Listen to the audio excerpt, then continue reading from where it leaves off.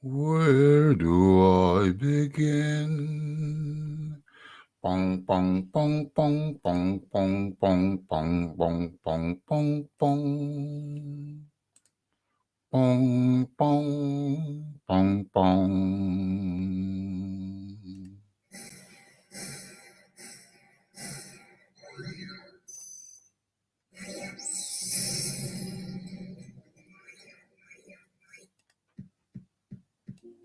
Yes, yes, yes. It's the Raphael Dawkins with the Combat Radio. Let me clear my throat. Okay, we are now officially live. Okay, I thought, which way am I going to go with this shiznix? Which way am I going to go with this shiznix? A number of choices, a number of options. And I had to pick eeny, meeny, miny, mo. So I found it. I found the direction I'm going to go in, but I still got so many ideas, so many thoughts, there's so many things that stimulated me today, and so many topics which I considered whilst drawing up this show. But ultimately, I opted. Hold on. Drawing up this show. Radio. What was that? Sound check complete.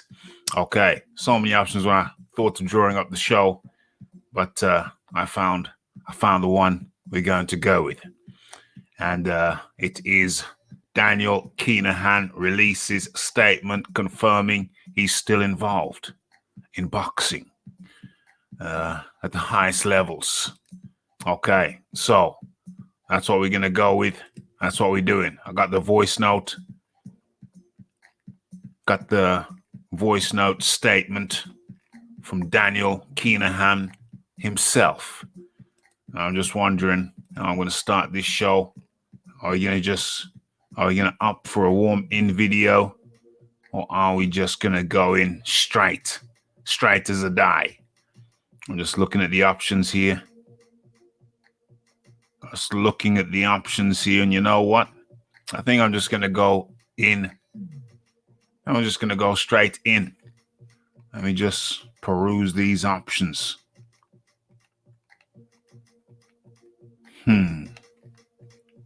Okay. I think I'm just going to go straight in. As a matter of fact, rat-tat-tat-tat. No, I'm not. I just found the one. we're going to go with. 4 KOs. Yeah, found the one we're going to go with. And it's kind of apt. It's kind of appropriate, as you will see in due course. Okay, let's do this. Let's stop sharing that and start sharing this. Just a quick one. Ease people in. Okay, there we go. Let's get the volume on this. Let's get the mic on this. Gerald Washington, GW, 4 KOs. Been knocked out 4 times. 4 times KO'd.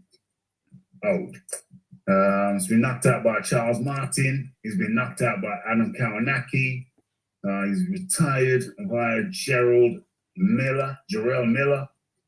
And he got knocked out by Deontay Wilder. Fought some half decent fellas. Okay, knocked out 4 times. That's it. AK. Hold on, gotta look at how many fights these cats have had. So he's had 20 fights, 1 KO. 1 times KO. Should really look at the amount of fights they've had as well, though. Who is this? Gerald Washington. How many fights has he had? 20. Okay, 20 fights, the same amount of fights as Kawanaki, 4 KOs. Arguably better opponents, though. Yeah, probably better opponents for Jarrell Miller, Deontay Wilder. Okay, now let's look at. Okay, Robert Helenius has fought 30 times. That's 33% more than the other 2, and knocked out. Lost 3 times, KO'd twice. We're looking at Robert Helenius, Street, KO'd two times. So he got KO'd by Gerald Washington and KO'd by Johan Duapas back in 2016. KO'd two times. Now let's look at Charles Martin. He's the other Mr. Average. Okay, 28 fights. More than Kawanaki and Washington, and 2 less than Lanius. Ex-champion. He's been lost twice, knocked out only once. So, Prince Charles Martin 1 times KO'd. Was KO'd by Anthony Joshua 2016. And he lost to Kawanaki by unanimous decision. Okay, so we have a tie break, so we're gonna have to find a tie break. The tie break is between Adam Kawanaki and Charles Martin. Okay, so we have a tiebreaker in the battle of the Mr. Averages. Okay, so we're gonna have to look at the better who got knocked out by the higher caliber opponent. And we know that Charles Martin got KO'd in his title defense against Anthony Joshua. So a tie break is going to come down to who got knocked out by the better opponent. The person who got knocked out by the better caliber opponent is the guy who wins the battle of the Mr. Averages. Let's have a look who knocked out Adam Kawanaki. We know who it is. It was none other than Robert Hellenius, Super 6 of the averages. How is Kawanaki shortlisted coming up for KO loss? Well, that's what we're looking at.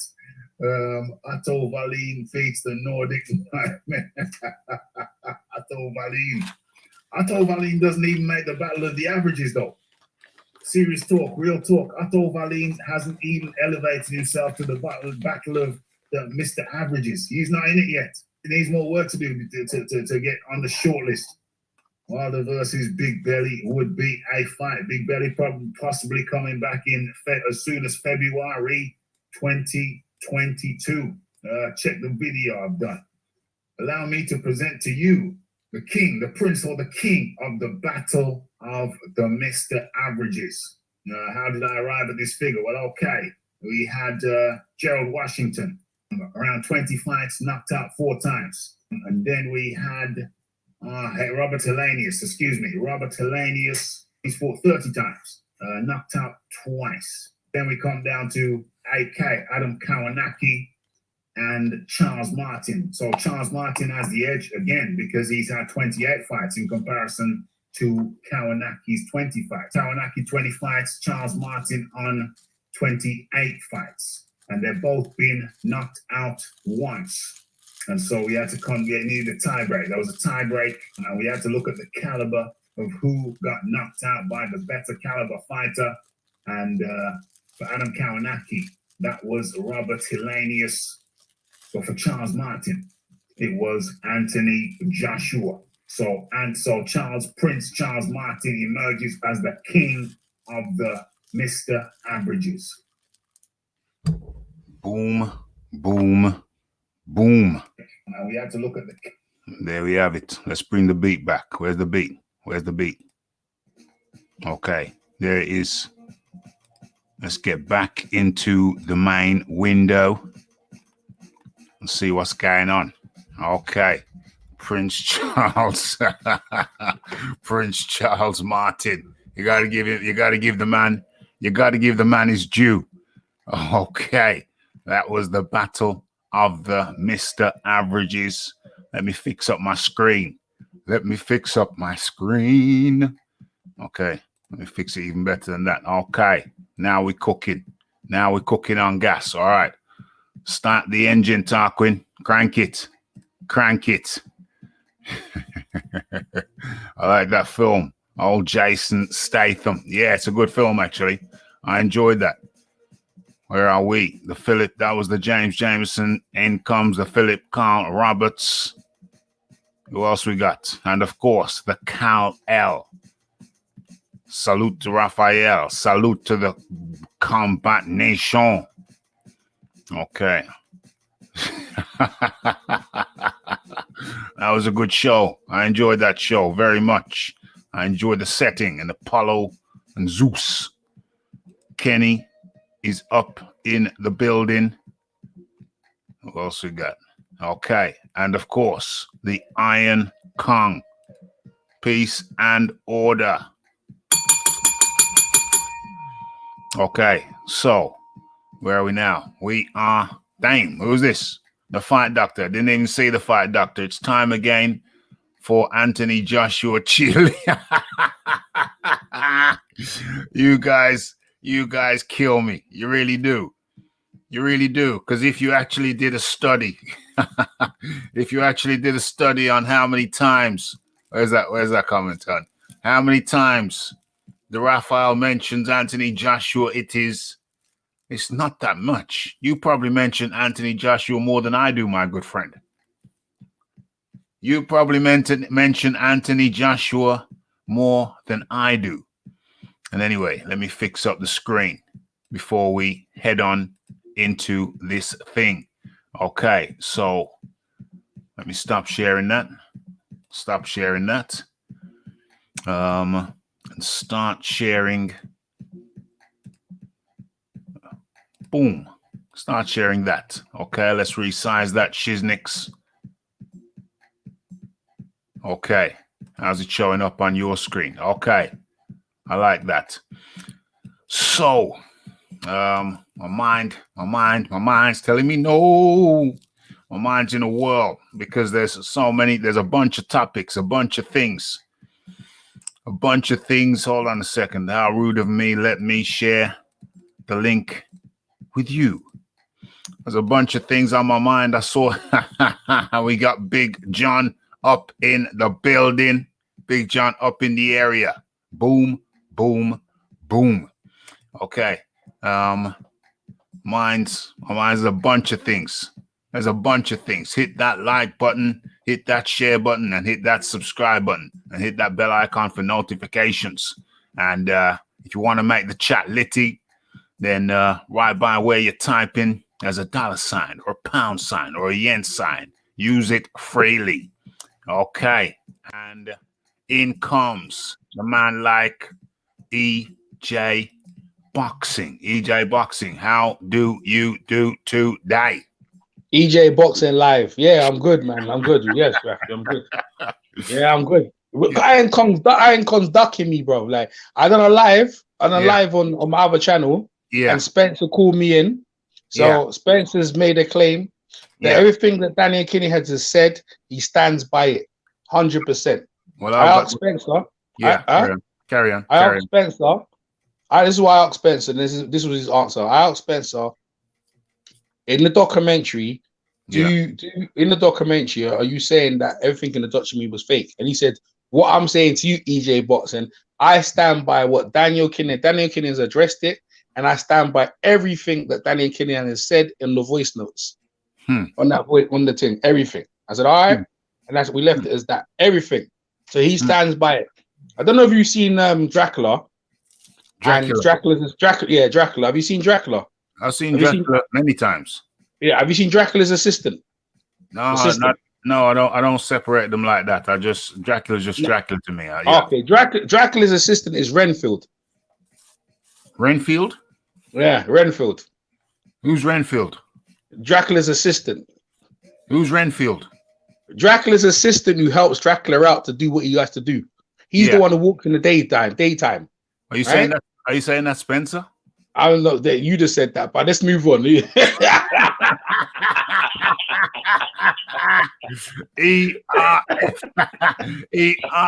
Eric up in the building. Renfield Fearing. That's what I'm saying. Go ahead. ERF is up in the building. Yeah, what's up, Rafi? What's up, EJ Boxing Live? Yeah, what's man. Going on? Yeah, man. It's all good. It's all good. We're back with another one. Wayne Fitness up in the building. Renfield, I have no idea who the hell. I'll have to Google him later. Okay, so we're back with another one, and we have a voice note from none other than what's his name? Daniel Kinahan himself. And so, it's a breaking news, breaking development. So it's only appropriate that we get into it. And let me cut the music right there. And let's line up and queue up. Everybody mute yourselves if you're not talking. Let me queue up this thing. Okay, so how does it look? How does it look over there? Do I need to bring this up? I think I shall. Let me. Yeah, that's exactly what I'm going to do. That's exactly what I mo do. Stop sharing that and start sharing. What we saying is that you don't need to do it. Yeah. What? Rafi. What? All right, so I'm gonna play. If you can hear this, I'm gonna play what Spencer did, right? One before you start, right? I'll play it for you now, yeah? Yeah. All right, cool. All right. So what we saying is that you don't need to do it. Yeah? Okay then. All right then, yeah? I'm saying, well, yeah, that's another story for another day. All right. Yeah, let's go back to the statement. So he said everything within the statement, you should listen to the statement. Everything within the statement, then I am 1,000,000% in totality in agreement with. Period. Okay, there you go. And this is coming from me.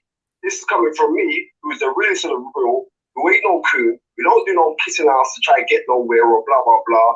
I'm stating as it is. So whatever's gone out there now, that's what I stand on. All right. That's it. There. Okay, goodbye. There you go. There we go. He stands by it. But yeah, in his own words. What does he stand? What does that mean though? Him stand by it. What the question was, the question was, I asked him initially. Now I had to edit it because he used my real name in the thing, so I've edited. So the question was before he tried to wind me up in it. What he said, right? What he said, I asked the question in the documentary. Are you showing everything in the documentary is force? So then he rebutted coming back, everything that Daniel, because Daniel Kinahan has addressed the documentary, and he said everything in the documentary, right? And everything that Daniel Kinahan has addressed now, he stands by it. So what you're gonna hear now, you're gonna play it right now. Yeah. Everything that you're gonna hear right now, Spencer 100% backs what Daniel Kinahan is saying. I don't know what that establishes, but it's definitely food for thought and something for us to chew on. And Tone comes in bright and early, makes the chat litty, making everybody on the panel feel appreciated. Much appreciation from Tone. But Tone, you can write something in. There's a little part for the message there. You can write something in future, but much appreciated. Okay. Lisa Bayliss in the building. Lisa, who's that? Sorry, that's me. Sorry, carry on. Sorry. Lisa Bayliss in the building. Who else we got? We got BG London. Spencer not messing up his money. And what kind of can is that? That's a secret can. If you can guess the can, then you can gain the contents of the can. Okay, so let's bring that down. And let's go to the statement from Daniel Kinahan. Which one's this? One's that. So let's line this thing up and let's get into it. I have dedicated myself to my work in boxing for over 15 years. I've started from the bottom and worked my way up. I'm proud to say today that I have helped organize over a dozen major world title fights. I continue to be involved in planning multiple record-breaking. This isn't Daniel Kinahan's voice, by the way. That's someone else reading it, but these are his words. And exciting world title fights. I'm doing all I can to give fight fans around the world the fights they want. My professional commitment is always to the boxers, those who take the ultimate risk. I'm Irish. I was born and raised in Dublin, in a deprived area with serious levels of poverty, of crime, of underinvestment. People like me from there aren't expected to do anything with their lives other than serve the middle and upper classes. Boxing is a working class sport for which I've had a lifelong love and passion. I love the sport of boxing, but didn't love how business was done. Many boxers have similar backgrounds to me. I got into boxing to make sure that boxers get fairly rewarded and are not taken advantage of. The boxers put their lives on the line. It's my mission to ensure that boxers are financially secure when they finish boxing, and healthy too. Let's not forget, the money in boxing is put there one way or another by the fans, sponsors, and TV companies, not by me or anyone else. And they put it there to watch the fighters. The fighters deserve their fair share. I firmly believe that my success has led to an increase in the campaign against me. Pretty much anything can be said about me or inferred about me, and it goes unchallenged and is sadly believed. Last week, it was inferred that I had threatened a reporter. Let me be clear on this point before I address the other allegations against me. I have full respect for journalism. I have worked with journalists and I value their role. Journalists should always be free to do their job, free from any threat or harassment. I've never threatened a reporter or journalist or asked anyone to do that for me. I never have and I never would. My concern is that I have not been on the receiving end of fair and credible journalism, especially in the UK and Ireland. The recent BBC Panorama programme is a good example. This was a rehash of unsubstantiated allegations that have been made previously on many occasions. It was unashamedly sensationalist and devoid of evidence or critical analysis. They refused to publish the statement I made in advance of the programme or even question the fundamental claim that an Irish court accepted. That Irish court is the SCC, a court with no jury and which accepts the word of police officers without question. It is criticised by both the UN and Amnesty International. This latest report follows a long pattern of throwing innuendo and baseless accusations at me, hoping that some may stick. This is Jim White and Simon Jordan. You're listening to Daniel Kinahan's exclusive statement to this show on What the hell? reacting to what we're hearing. But let's now read the second part of Kinahan's statement. I can't be any clearer on the fundamental slur. I am not a part of a criminal gang or any conspiracy. I have no convictions, none, not just in Ireland, but anywhere in the world. Media outlets link my name with criminality unconnected to me. I am not involved in any proceedings, therefore I am unable to challenge this in court. The media know this, yet they refuse to acknowledge it. There is no evidence or proof against me. I have said repeatedly I have no criminal record anywhere in the world. Sections of the media ask that I disprove a negative. This is impossible, but it shows what I'm up against. People need to ask themselves, if he has done the things he has been accused of, why has he not been arrested or charged? Why does a police organisation anywhere in the world not have this information and evidence some sections of the media would have you believe actually exists? Why is this only a trial by media and not a criminal trial? There is a simple answer to this. That answer is because there is no evidence. It's because it is not true. I'm blessed with an amazing family. I'm blessed to work in boxing at the highest level, having organised some of the biggest fights in boxing previously and in the future. I will continue working every day to bring out the best in and look after the boxers I am lucky enough to work with. I have chosen to dedicate my life to my family and my work. I do so every day in good and honest faith. I will continue to always choose love and choose God in my future as I do in my present. Boom, boom, boom. Okay, and those are the words of Daniel Kinahan. Okay, we're gonna have to chop this thing up.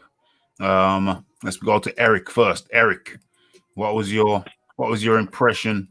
What was your impression of that statement from Daniel Kinahan? Well, I'm glad he came out and said what he did. I thought it was a good statement, to be honest with you. Like he said, all these accusations, none of them are founded. Zero. If any are founded, he'd have been arrested, he'd have been charged, all of it is accusations. Obviously, the BBC have done their thing, but we know in this country, the BBC, the Sun, the newspapers, they will print anything that will get headlines. They will run anything that will get headlines. So if that'll get headlines, they'll run it.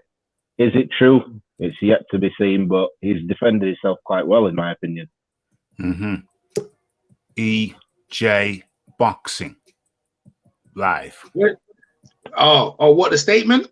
Yeah, what do you think about the statement? I ain't convinced. I'm not convinced by what he said. I expect them to come out. This is all damage control, isn't it?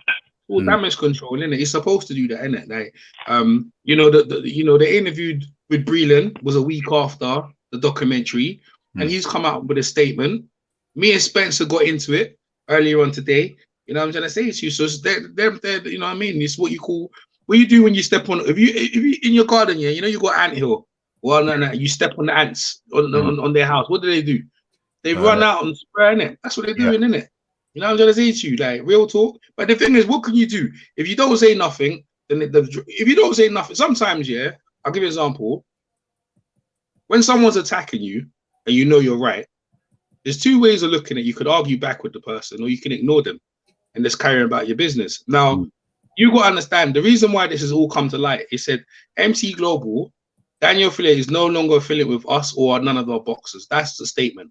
As you've seen in the thing he just said there, he said, I'm involved in the boxers, trying to get them world titles. So it's double, there's a conflict of interest there, right? So now because there's a conflict of interest, that's why they're putting on one of the biggest fights in the thing. And Tyson Fury has come out and said that he's involved. So this is the reason why they've revamped the whole thing. They probably left it at that point because Tyson Fury is involved in this, that they've ramped it back up, the whole thing back up again. And now they're putting it on. Maybe they're throwing mud, but some mud sticks and some of it doesn't. But all I know is this: at this point, it's damage control, and all I'm saying is this: yeah, there's no smoke without fire. And when Renfield is on it, you know what I mean? I don't know what to say. Iron Kong, I'm just looking for Iron Kong because he's been ducking me because he said he's seen the documentary, and I want to talk to him. But I think I can't really make an opinion on it because you know why I say that? Because the information is still being filtered out. Like tomorrow, I might hear some more. Today we've heard Danny can come out and say this. Tomorrow we might hear some others. So let's leave it. And my jury's still out. I haven't made my opinion on it. So I'm not completely convinced. No. Okay, you're not convinced of what? Not convinced of his innocence, bruv. Okay, so that was EJ's boxing. But I gotta go before I go to the EJ fight. boxing live. EJ boxing live. But before I go back to the fight doctor, I'm gonna pick up on a point that ERF boxing made. Okay, so Eric, you said that it could be just speculation and hearsay, and he hasn't been convicted. But currently, he want the Irish courts. They want to speak to him. They've got charges for him, but he lives in Dubai, where there's no extradition treaty. They were looking for him in Spain, and then he fled to Dubai. So there are charges waiting for him to be answered in Ireland. ERF boxing. Oh, okay. Well, it's like I said, it's yet to be seen. It's obviously this has been going on for how long, and all of a sudden it's just coming out because Tyson Fury said that he had something to do with a deal with AJ. This is why all this is all of a sudden come out. Because it's not really. No, I have to come in there. It's not really come out. They've been after him for years. I think coming out to the mainstream press in the UK and England, yeah. That's what I meant. That might be relatively. That might be relatively recent, but the Irish courts, police, they've wanted him for years. Like I said, he came out and he defended himself. When Mark Breland didn't come out for months and didn't defend himself, everybody was saying, well, why did he defend himself? But Kinahan's come out and defended himself. Now people are saying, oh, it's damage control. So, you know, whatever you do, you're damned if you do, you're damned if you don't. You're damned if you do, you're damned if you don't. But if the man's guilty, then it is damage control, is it not? It is, but that's yet to be found out if he's guilty. That's yet to be determined. But the reason it's yet to be determined is because he lives in a place where there's no extradition treaty. Maybe so. Well, like I said, it still needs to be determined. I can't give someone a guilty charge when nothing is proven yet. Nothing is proven. That is very true. But it becomes highly suspicious when the man leaves a country that has an extradition treaty and moves to a country that does not have an extradition treaty. One could I argue. agree with that. I do agree with that. You can look, it does look sus, but like I said, it's innocent till proven guilty. Innocent until proven guilty. And in comes the fight doctor. Introduce yourself, the fight doctor. Fight Doctor's in the house on Rick James status as always. Indeed. Okay, speak on it, my friend. So here are my thoughts, right? Now, over here in America, we recently had an election which was highly contentious, and that's being kind. I heard somebody got shot in the White House or something like that. Somebody got shot in the Capitol building. A Capitol building police officer literally got his head crushed, smashed in, and he was killed as a result of his injuries. His head was crushed. Wasn't somebody shot? Didn't I see somebody get shot? Yes. Somebody got shot in the neck in the Capitol building, right? And on that same day, a Capitol police officer, one of the security forces that guard the Capitol building, this police officer, his head was literally smashed with a fire extinguisher, and the officer died from his injuries. Wow. Is there a murder charge on that? Is there a murder charge on that? Yes, there is. Yes. They have the culprit? Yes, they got him. Yes. Okay. Yes. Okay. So that's the current state of the Union, United States of America, in February 2021. That is where we are right now. People are getting shot in our, buildings, in our houses of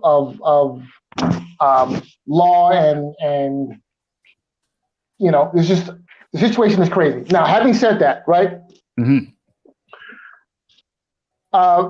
There have been accusations flying back and forth regarding the integrity of the general election in this country that happened in November. Yeah. And so there have been politicians and prominent figures in the United States who have accused the company who produces the voting machines. They have been accusing this company of nefarious activity concerning the election. And they've made these accusations boldly, bluntly, and often.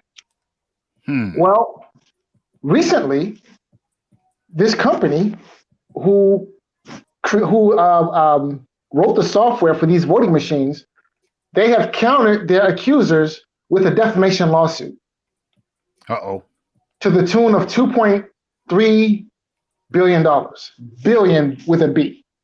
And so far, I think they've sued 3 or 4 individuals, and Trump is likely to also catch a lawsuit, because I want to say he's also made these same accusations. Mind you, these accusations were made without any evidence, without any proof, or so says the company who is suing these individuals who have made these accusations. That these claims against this company who writes the software for these voting machines, these claims are baseless. That's what the company says. Okay. Now, in terms of Kinahan, there was recently a documentary that came out that essentially defames his character. If untrue, but if it's true, different story. Right. Now, if all of these accusations that are being made by whoever produces documentary, if these accusations are true, then I would expect something similar to come from Mr. Kinahan. He should sue the people who have dragged his good name through the mud. Right? That's a good idea. He's got the money. Well, yeah, because it seems to me that your good name is something that you should be willing to protect, and you should spend all of your means to the degree that you can to protect your good name. And if these people over here are making these accusations against you that are baseless, that are false, then you should sue them in court. Yeah. And you should sue them in court so that you can uphold and reestablish the integrity of your good name. Yeah. The question is, will that happen? Mm-hmm. So Yeah. I would like to go and use my crackhead analogy, which is this. If one person says you're a crackhead, well, you know, maybe you're not a crackhead because only one person is saying you're a crackhead, right? But when you have several different people who don't know each other, who accuse you of being a crackhead, and these people have no reason to lie, right? These people don't know each other. There's no motive for them to lie on you, but they're all saying you're a crackhead. Well, maybe you're a crackhead. And you're relating this back to Daniel Kinahan. So, Mr. Kinahan, if you're not a crackhead, then you should sue the people who accuse you of being a crackhead. Yeah. That's what I say. That's what I think. And if you don't sue these people who accuse you of being a crackhead, well, Mr. Kinahan, maybe you're a crackhead. EJ Boxing. If Kinahan is innocent, he should he should prosecute the news outlets that are strongly alleging otherwise. Yeah, 100%. That makes sense. If someone's saying something, but that's what he's doing, though. Fight Dr. Rafi and the people in the chat, right? That's what he's doing. He's fighting back in the people's mind, in the public, by coming out with the statement, and you know, with the whole thing, he's fighting back by paying off Mark Breland and using Spencer. That's what's going on. That's what is damage control. So it really, you don't have to go to court to change people's perception, you understand? Because certain people have made their mind up anyway. Like my man said, he's innocent and proven guilty. Now listen to this, yeah? Even though that says it in court of law, everyone knows that's not the way we think. We say that, but that's not how we think. If someone was accused of rape or child molestation or whatever, right? Most people, they believe, oh, he's done that, and we look at the guy and we say yeah or nay. We always do. But we initially just make up our mind. Yeah. Now, it's up to when we go court for them to prove that you're innocent, even though we're not. It's up to them to prove, or him to prove he's innocent. Now, him making a statement from the accused, now that's if you believe him, then that's fair enough. But what substantial evidence is he putting on the table to say that what has come out again is wrong? That's what I want to know. Other than him saying it, is there any? That's what I would go by. Give me some concrete evidence to say that what the allegations against him and the corruption in boxing, because Barry McGuigan has proven that, yeah, they're obviously taking over boxers. That's proven. That's not illegal, right? Even going to court, that's not illegal, taking boxers, right? That's not illegal. But what is illegal is the idea that because you're involved in that, some of the people around you are in their lives are in jeopardy by getting shot. Boxers have been thrown off balconies. These are the alleged stuff, right? Thrown off balconies and being intimidated. A BBC broadcaster intimidating. That's what he's come out and said. That's not. I'll give you an example. Al Capone. Every time he never got caught for no crimes. They done him on tax evasion, but religiously, but everyone knew Al Capone was doing what he was doing. The Valentine's Day massacre. Everyone knew he was doing that. But he goes, boy, when they interviewed him, well, I wasn't there. You saw me in the dinner house over here. All these things are here force. Everyone knew Al Capone was behind it. You understand what I'm saying to you? We're not dumb. Like, it's what happened in the 1920s is happening that. You, and what Fighter is saying, you're not giving anything else than your mouth saying you're innocent. And like he said, why are you in a country where they can't export you? Because unlike Al Capone, who was sitting there in Chicago, he thought he was untouchable. Danny didn't want to get, he didn't, like you said, they weren't trying to set him up. He left the country and he's gone somewhere where they can't do that. You know what I'm saying? When governments, plural, there's more than one, are after you, you know you've done something. Governments now, yeah, want to question you. It's not there's the police, they're after you, bro, because now they're saying you did stuff, man. Now, are all these people lying? All these people lying, and we need to believe you. Because if we believe you, we want to believe you because we want you to get us the fights. We want to do things. That's cool. You want, okay. But what I'm saying to you is this now, right? This guy and or the organization he's involved in Yeah. In the day, right? If they wasn't in boxing, I wouldn't care. But they're in boxing and they're in our sport. And this we have to talk about it. But we're gonna say nay, or we're gonna say what? That's what we're gonna say. So I'm saying to you, the evidence he needs to come out with substantial evidence to prove, to put in public to us, other than his statement, to prove to me, because Spencer will tell me that Danny's a great guy and this, that, the other. So I said to Spencer, are you going by everything in the documentary, everything you see in the documentary, are you saying is untrue? And then he said, everything Danny's saying, yeah, everything Danny's saying, I'll stand by. So Spencer never really, but he just went by what Daniel said. But Spencer couldn't do that himself. He couldn't even back that. You know what I'm saying? So you can believe what you want to believe, but I'm going like this. The man's in a country where you can't export him out, and he's got all this money and stuff like that. And boxers are being took from here, from America, and this, that, the other. And that's it. That's all you need to know. You know what I mean? I mean that I'm not saying he's guilty, but brother, it looks suspicious. Can I just say something? Your turn, Eric. It's your turn. Yeah. One, he doesn't have to prove that he's innocent. They have to prove he's guilty. That's one. He doesn't have to prove he's innocent. If you're being accused of something, someone has to bring evidence of what they're accusing you of. That's number one. Two, like you said, so many people are saying the same things, but you also said, if someone says to you, this guy's a rapist, and then you say, oh, is he? Then you tell your friend that guy's a rapist. Then he tells his friend.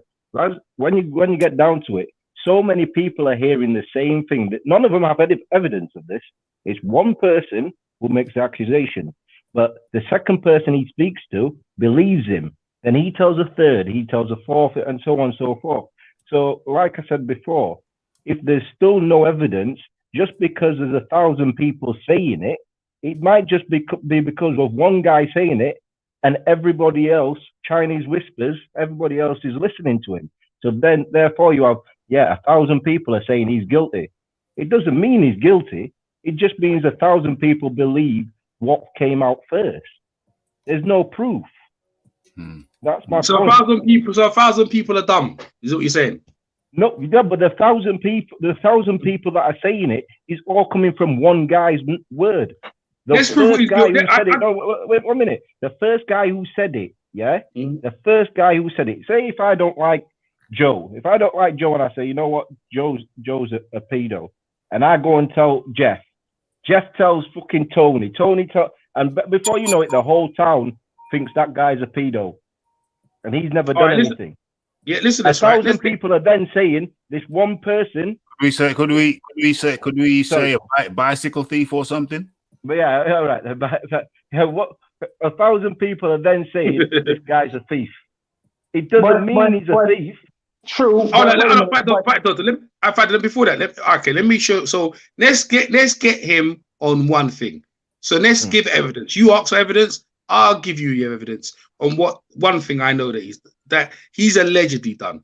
By McGregor, you don't know then. You just said allegedly, so you don't know. Let me jump you. Hold on. Let me finish what I'm saying. Why are you into? I don't know. I'm saying the same thing, but let me trump you all by giving you some actual right up on the screen. Okay, so I'll trump you all. Okay, so there you see it for yourselves in black and white. Okay, let's go through this. A wanted Dan. Exiled mob boss Daniel Kinahan wanted by the Gardaí over failed plot to murder ex-Hutch associate Gary Handley. So let's look at this very carefully. Exiled mob boss wanted, okay, by the Gardaí. Okay, so there's no ifs or buts about it. He's wanted by the Gardaí. Okay, that was the first thing. That was the first thing that came up. So they want to speak to him, but they can't speak to him because he lives in a place where they can't speak to him. Okay, because he moved there. Let's go. That's one. Let's go to the second one immediately after the first one. Cookie settings, confirm. Oh, I got to confirm. Yeah, there you go. My choices are confirmed. I don't know what the hell the choices are. The curious. Okay, so Daniel Kinahan inherited the family business, a scion of the cartel. I don't know how to pronounce that word. Of the Kinahan cartel. He has avoided being shot or jailed and is now carving out a career in sport. much loved in a sport much loved in Ireland. Okay, so we know that he's the son of a man who his record's been to prison for charges relating to import and export. Let's put it like that: import and export. So we know he's related. We know who he's the son of. We know who's the son of, and we know what his father's trade. Okay, so that's two. Let's go to the third case. Air condition wanted by U.S. lawyers. Okay, so he's wanted by U.S. lawyers to give evidence in an upcoming court case. Okay, we're just flying through these. I'll give a couple more. What's this here? Most after explosive TD hits out. What's TD? Okay, more options. Agree to selected. Okay, all right. Block. Okay, what the hell? No thanks. Okay, so Daniel Kinahan statement, releases statement.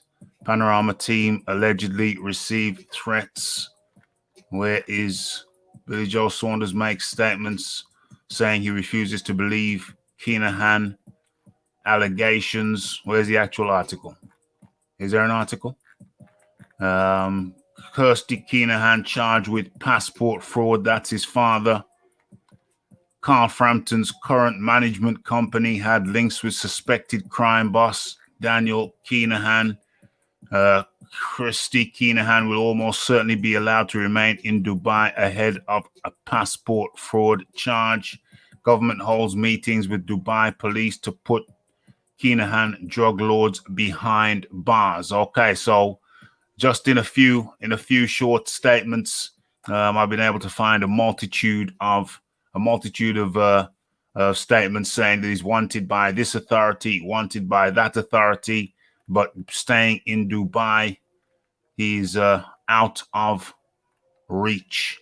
Doesn't mean say he's guilty, but he's out of reach of all the authorities who wish to speak to him. Back to you, EJ, I think was speaking.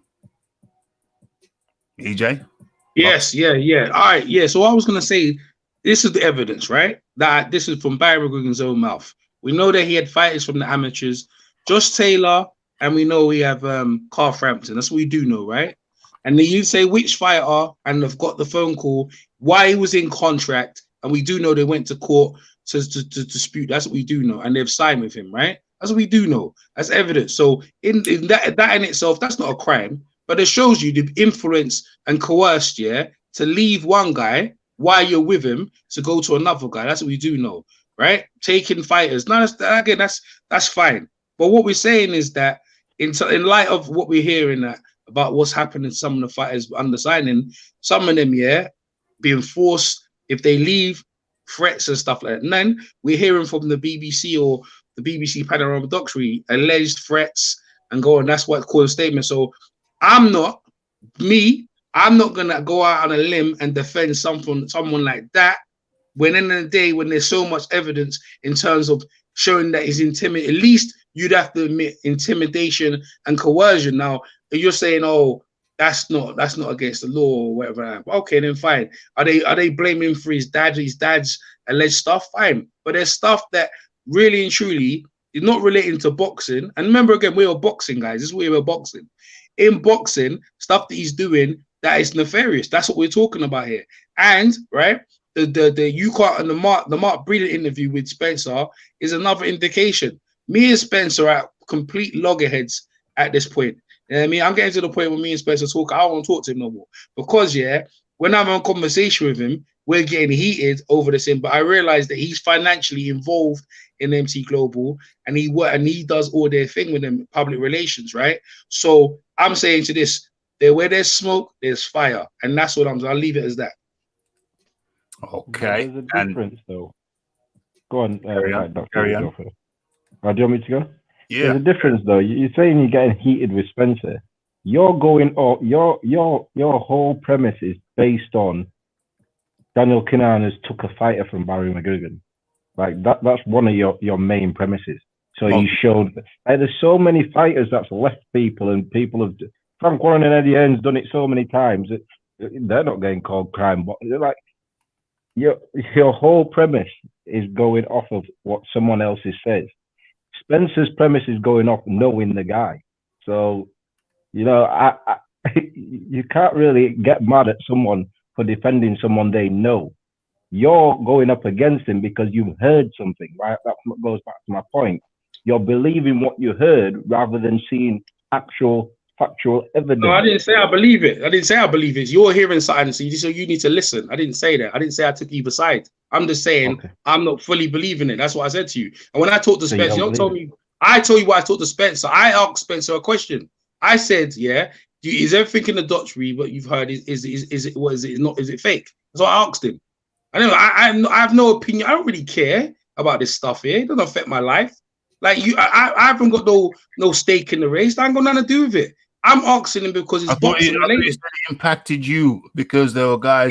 No, but really, personally, it doesn't really. Personally, I know boxers in the gym, but it doesn't. The boxers I work with, they're not in MT Global. The guys in the gym, I'm saying to you, where I'm saying to say it's close, but what I'm saying realistically, it doesn't affect me. I don't really care. But what I'm saying is that we're talking about something that's in boxing right now. It's prevalent. We're saying this guy's involved in that, and then so for you or anyone else to say that this guy, you believe this guy, that's your opinion. But I don't believe either side. I'm still waiting for more information to come out. And in the day, whatever my opinion is, it's not going to affect anything. All it is that end of the day, my man's on the run. People are after him. He's in a country where he can't come out, and that's what we do know. And as Fight Doctor pointed out, if he's innocent, why he sue them guys there for saying that stuff for slander? He should do, because I would do that. Someone saying stuff about me, I'd go after them. And that's right. And he's coming back and fighting back. But I'm not going to be taking sides with him. I'll tell you that right now. Or Spencer, when I don't know the full story. And that's why I asked Spencer. And when I asked him a question, I never took sides. I asked him a plain question. He got offensive. And you're right. He's involved. That's why I said I'm not going to no longer talk to him on that. I don't know what your position is. What's your name? What's his name? What's your name? ERF Boxing. I don't know what he's position. I don't even know this guy here. I know he's a friend of yours. I don't even know this guy's position. See, I'm clear on my channel about what I'm about. I told people where my opinions are. I'm no biased. I don't work with no one. I just clear how it is. The information's been put out there, and I can't jump on either side. I want to believe in the good of everyone, but I can't knock the evidence that's coming out here, mate. But I'm not going to jump on board and say he's guilty and he did this, that, the other. He needs to go to jail. I've never said that. I'm saying that, boy, this stuff is mounting hot in him. The man's fighting back and he's on damage control. Of course he is. So I don't know why my man's putting at me like say I'm against it. What are you on? Because you sound to me like, boy, you've got some vested interest in my man. And I'm sure I don't know if you know him or you work MT Global. You probably don't. So I don't know why you're coming at me about what I'm a conversation. Listen to the information, make up your mind. And if you're a smart, intelligent guy, you shouldn't take any. You shouldn't take anyone's side. You should take no one's side about nothing. Don't be telling me about nothing. Don't tell me about nothing about what you think. That's what I'm saying. Brad's talking to me, bro. Are having a discussion. Yeah, but bro, my man, I don't even know this guy. I know people know me. You don't have to. Yeah, when I'm talking to him now, I don't know this guy. I don't know his position. I don't know this guy's position. Where does he stand? I want to know where does he stand? I'm asking him, where does he stand? Where do you stand? Where do you stand? Yeah, well, I'm still talking. Rafi's talking over me. Where do you stand? First of all, I'll have some order, please. Now, one characteristic of a discussion is that people discuss points which have been made. If you, I, Eric, Fight Doctor make a point, that point is then up for discussion. It is a discussion show. What is the confusion? If Eric says something, Eric has said something and I have made a point of it and I've gone back to him and asked him to clarify his point, and then I've given my point. That is the nature of a discussion show. For somebody that says they have no investment and says they don't care, they're not invested emotionally in this, you are getting heated, brother. You're getting heated. I'm just saying your points. I'm questioning your points. You said you don't have a horse in the race, but if you ask the chat, everybody feels like your energy is guilty. Your energy is going towards the guilty side. My energy is the guy until proven guilty, he's innocent. That is my energy. Your energy is like, what I've heard, he's guilty first. He's got to prove himself to be innocent. That is your energy. Your energy is going off of, if he doesn't prove he's innocent, then he's guilty. I'm saying if they don't prove him guilty, he's innocent. That's where we differ on this. You feel like he needs to do something different. Hold on a second. Wait. Innocence is not predicated on being not proven guilty. So in the U.S. court of law, there is no finding of innocence. Either you're found guilty or you're found not guilty. You never found innocent. Okay, innocent means you didn't do it. That's what innocent means, right? Right, doctor. Where I'm going with it is basically the accusation. They need to come with proof that he did what they say he did. And until he does that, he ain't guilty in my eyes. I'll use it your way. He isn't guilty until they prove him guilty. And that's right. And that's how this is supposed to be approached. So until he is proven guilty, then he should not be assumed to have committed a crime. However, this is what I was saying. However, if he is moved to a country where he cannot be extradited to face the charges, multiple charges, which are being leveled against him, how can we say he's not guilty? Because it looks guilty if you move to a country. What I'm saying, Rafi, is I'm not saying he's not guilty. What I'm saying is, at this moment in time, until these charges come and he gets arrested and whatever, it don't matter where he is. At the moment, they can't touch him, but they'll find a time when they can touch him. And if they do so, then he's guilty. Until then, I ain't putting no guilty tag on nobody. I ain't putting that guilty tag on nobody. You can move in however you want to move, but I ain't putting no guilty tag on you. And I understand that. However, it would be remiss of me not to acknowledge that moving to a country where there is no extradition agreement, when you know you are wanted by your home government to face multiple charges, that doesn't look innocent. Yeah, I agree with that. But also he did say that the Irish courts and however they deal, their dealings is corrupt. So hence why he moved. Has he provided any evidence to suggest that? No, he hasn't. But I'm saying, if he feels that it's corrupt and how they're dealing with it, he's looked after himself and said, you know what, I'm gonna move away from this. You ain't getting me on no corrupt shit. I'm gonna move away so you can't get me on being corrupt. What if I want to get him on legitimate charges? What if the charges are? They want to get him on. I'm sure they'll find a way. Okay. Okay. It seems to me they're going to a big extent, going out, spend a lot of money to prove that he ain't done nothing. You know what I mean? So what I'm saying, that's what I'm saying. End of the day, listen. People, my man's talk about feelings and heated, brother. That's how I talk, innit? Like, you don't like how I talk. That's how I talk, right? Straight, yeah. And that's what it is. Right? All it is. You don't need to respond. You don't need to respond, bro. You don't need to respond. Yeah, you don't need to respond. All I'm saying is this our man is, yeah. My man. See when I come out here, yeah, on Rafi's channel, yeah, I'm giving a whole new perspective.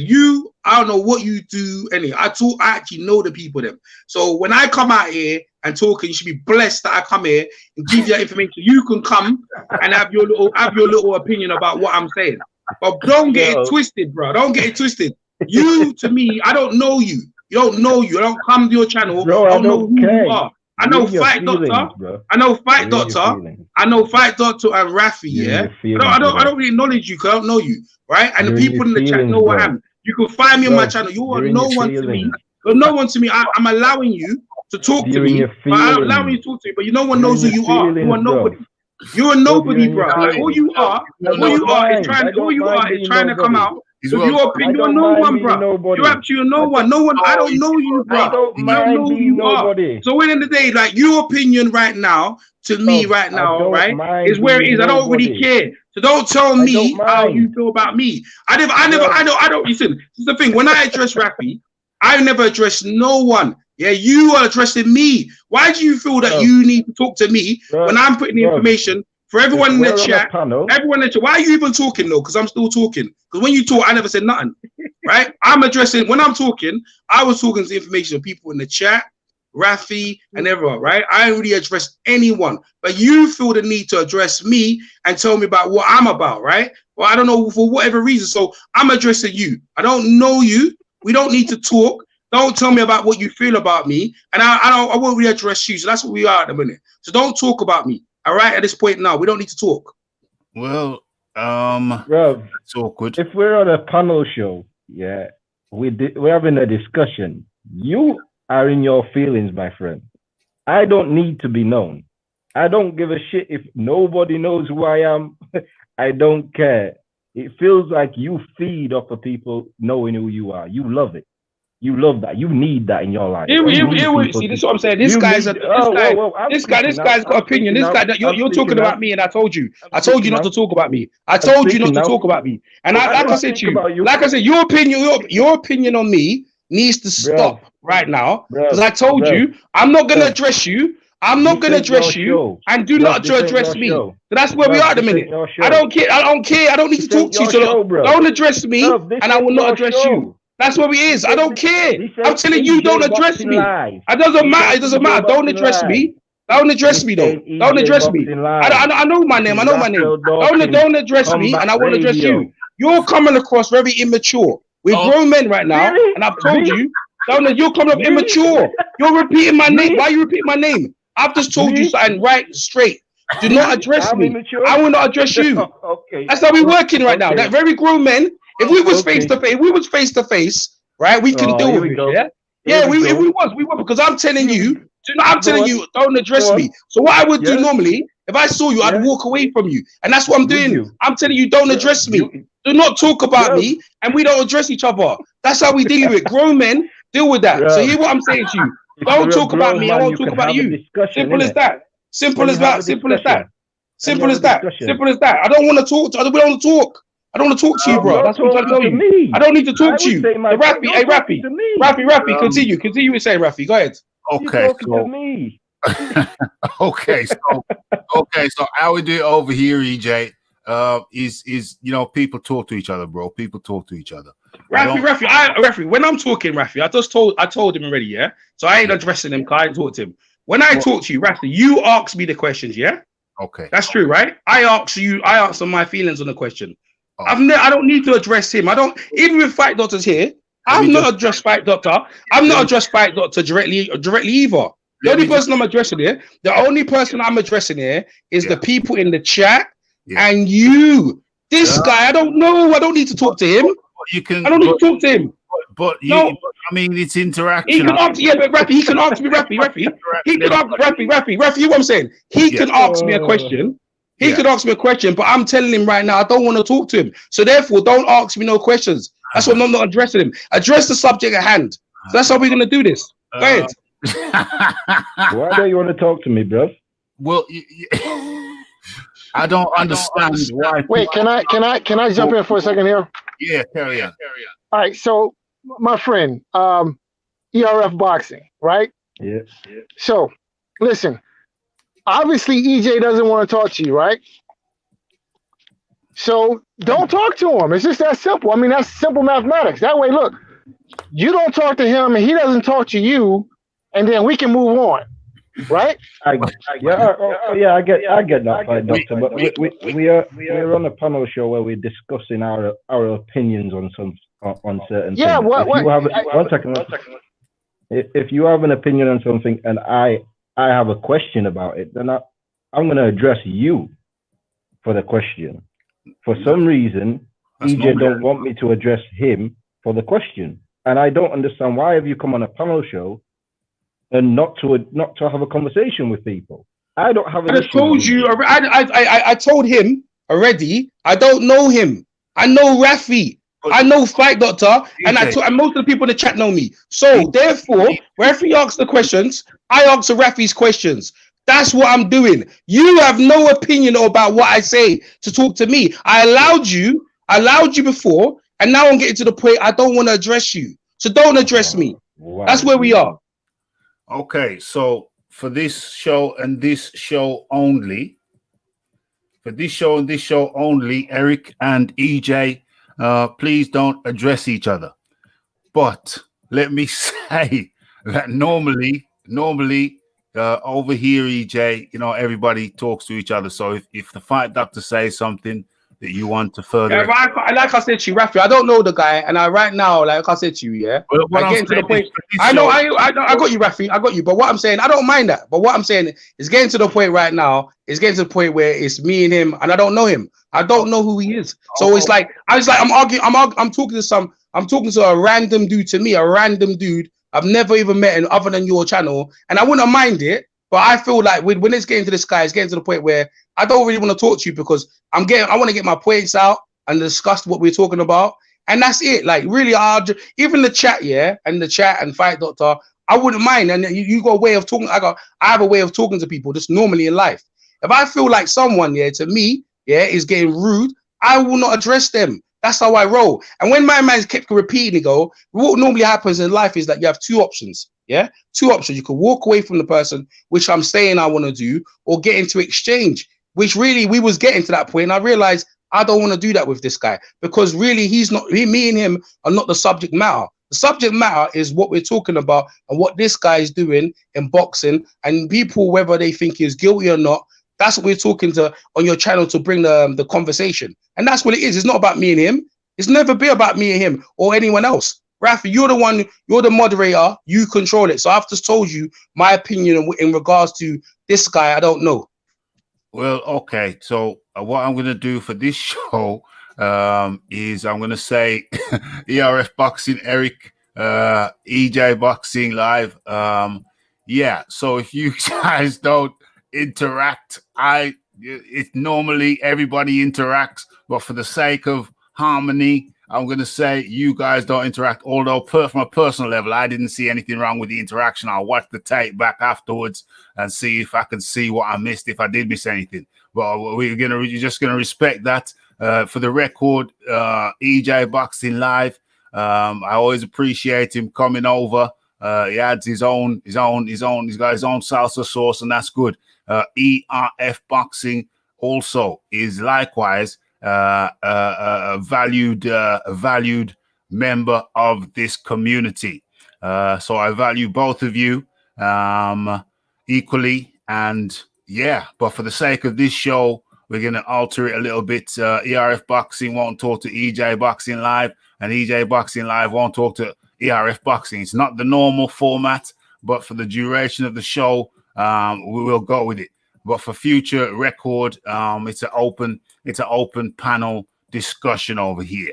I don't see what the animosity is. I'll rewatch the show and see if I can spot it. Okay, not going to dwell on that any longer. Just to say that each party is equally valued. Okay, right. So the Fight Doctor. I can't remember what point we were on. Okay, so I'll go with myself then. Okay, so my position is the fella may be innocent, but his father is recognized in the field of import and export and has been convicted on various charges in line with that over several years. So that's the father of Daniel. Okay, so Daniel himself does not have any criminal record. Is that proof of innocence? No. But it is, you have to say, well, he's shown good character. If you've not got a criminal record, then you've shown good character thus far. On the flip side of that, he's wanted to face charges in several different territories. And he moved from Spain, which does have an extradition treaty with the UK, Ireland.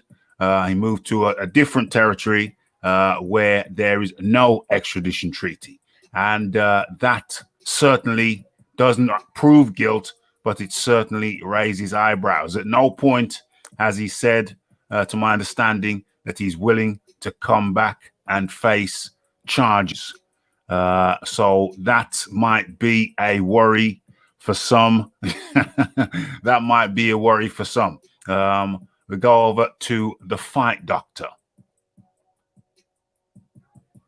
The fight doctor.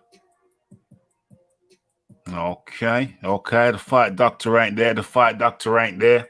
We've got another topic after this. So let me just go to, okay, we'll round off. We'll go around the table so everybody can have their final word on this topic before we go to the next topic.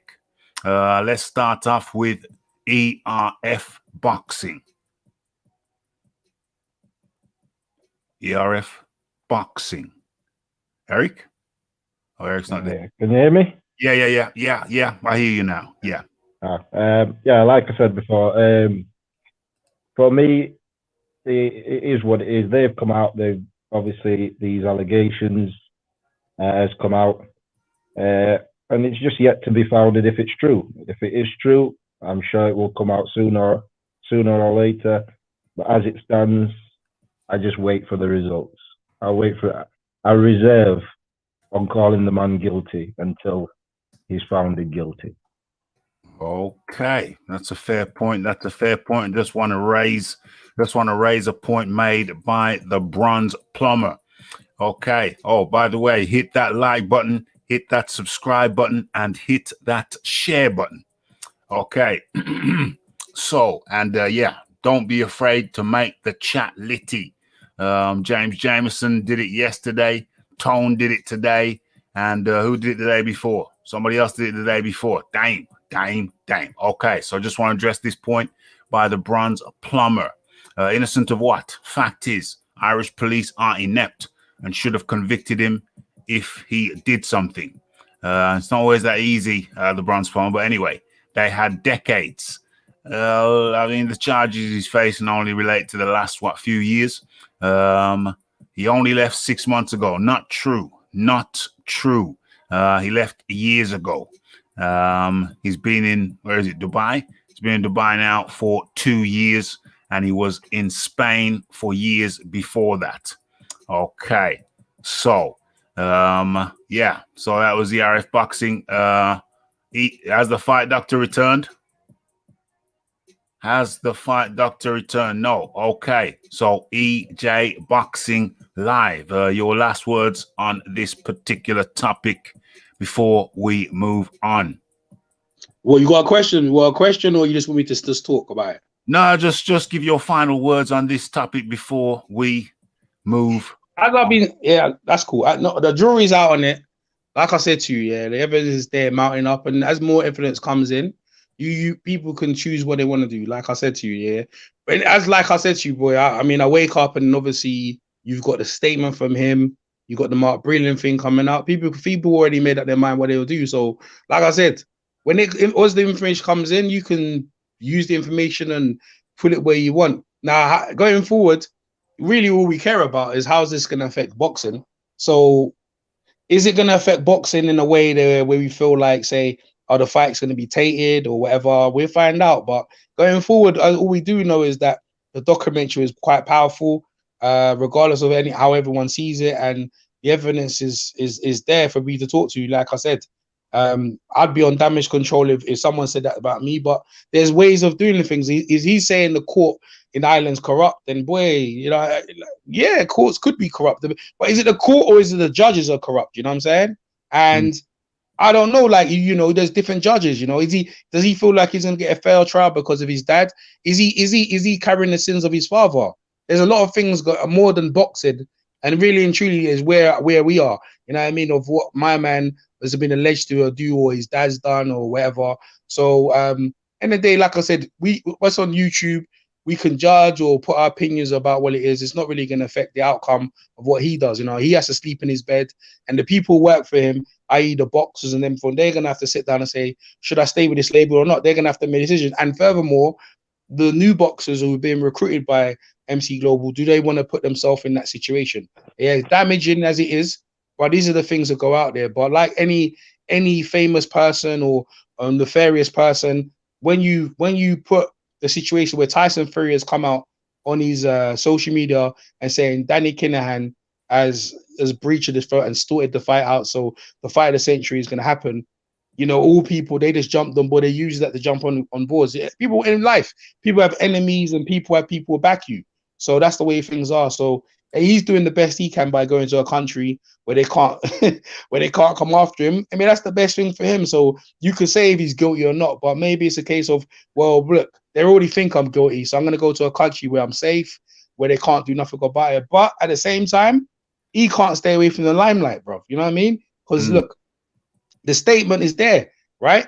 Spencer Fury sending me stuff, and me and him getting into it. See, even me and him are usually, we get along, but really and truly, what we're talking about, is it really about Danny or is it about the boxing? And sometimes it seems like it's getting mixed up. Are we really here to talk about the boxing, or we're really here to talk about all the stuff behind boxing? You know what I'm saying? But in any case, it's all good conversation. As long as it leads to no one really getting killed or no one getting harmed, then it's okay. See, it all gets really bad now if someone really gets hurt over the situation, and then, you know what I'm saying? So right now, my jury's out. If I've got a jury of 12, I'd say right now we're divided in the middle, and we'll wait to see more evidence as it comes out, and then we'll make our decision from then. So yeah, that's my final take on it. Okay, has the fight doctor returned? The fight doctor has returned. Okay, your final words on this topic before we move on to a next. Yeah, so where there's smoke, there's fire. And yeah, I mean, if one person accuses you of being a crackhead, that doesn't necessarily make you a crack. Yeah. Accusing you of smoking crack, you smoke crack. And that's just the way I see it. Okay. Yeah, I don't know why we couldn't stick to the bicycle thief, but anyway. Okay, so there is a synergy, of course. There is a synergy between the Kinahan situation and boxing in general, because after all, that's what we're talking about. We're talking about boxing, and we're talking about Tyson Fury.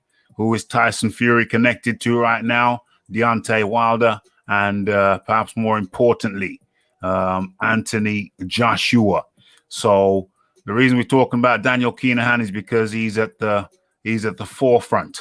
He's one of the names involved in the Joshua versus Fury situation. What we're calling it? We're calling it what? Negotiations. Okay. And another factor that is of concern is if Daniel Kinahan, these are my final words on it, if Daniel Kinahan does in fact have multiples of millions to throw at the sport and not even take a management fee, then we're talking about what the Irish government are accusing him of. One of the things the Irish government are accusing him of, the Spanish government tried him for, couldn't convict him, didn't have enough evidence.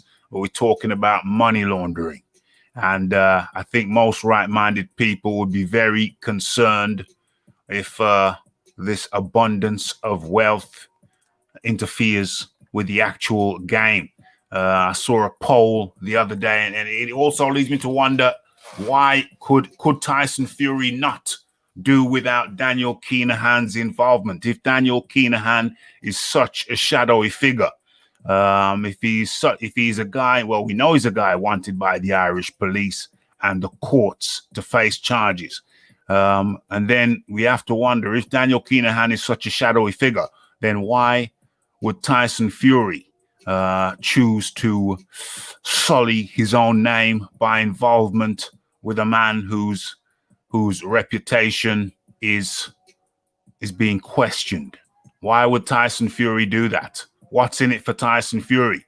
Well, I saw a poll earlier on today. I was just looking for it. Can't find the damn thing. I should have marked it somehow. I saw a poll that, what was this? What did it exactly say? Who is the A side? That was the exact poll. It was by Pep Talk UK. I was just looking for it again. Can't find it, but it's there and it's real.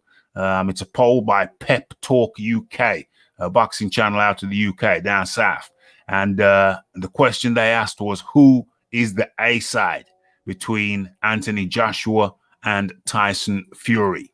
And the vote at the time, as I saw it, it was 3-1. 3-1 in favor of Anthony Joshua being the A side. And that leads me on deeper. That leads me on deeper into the Kinahan story. So if it's 3-1, which it was, and if it is the case that Tyson Fury has a lesser drawing power than Anthony Joshua, which I think there is no question. Does Tyson Fury have Daniel Kinahan on board as an almost make weight? As an almost make weight. He can only demand figure X in the natural market. But when Daniel Kinahan comes along and inflates what the natural market can give you, is that one of the factors behind Tyson Fury being involved with Daniel Kinahan?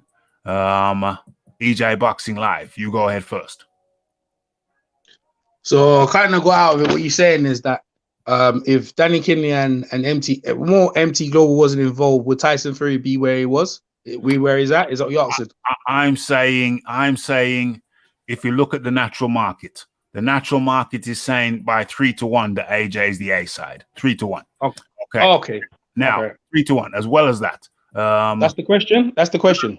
No. That's part of the question. 3-1. Saying AJ is the A side. Then we look at pulling power.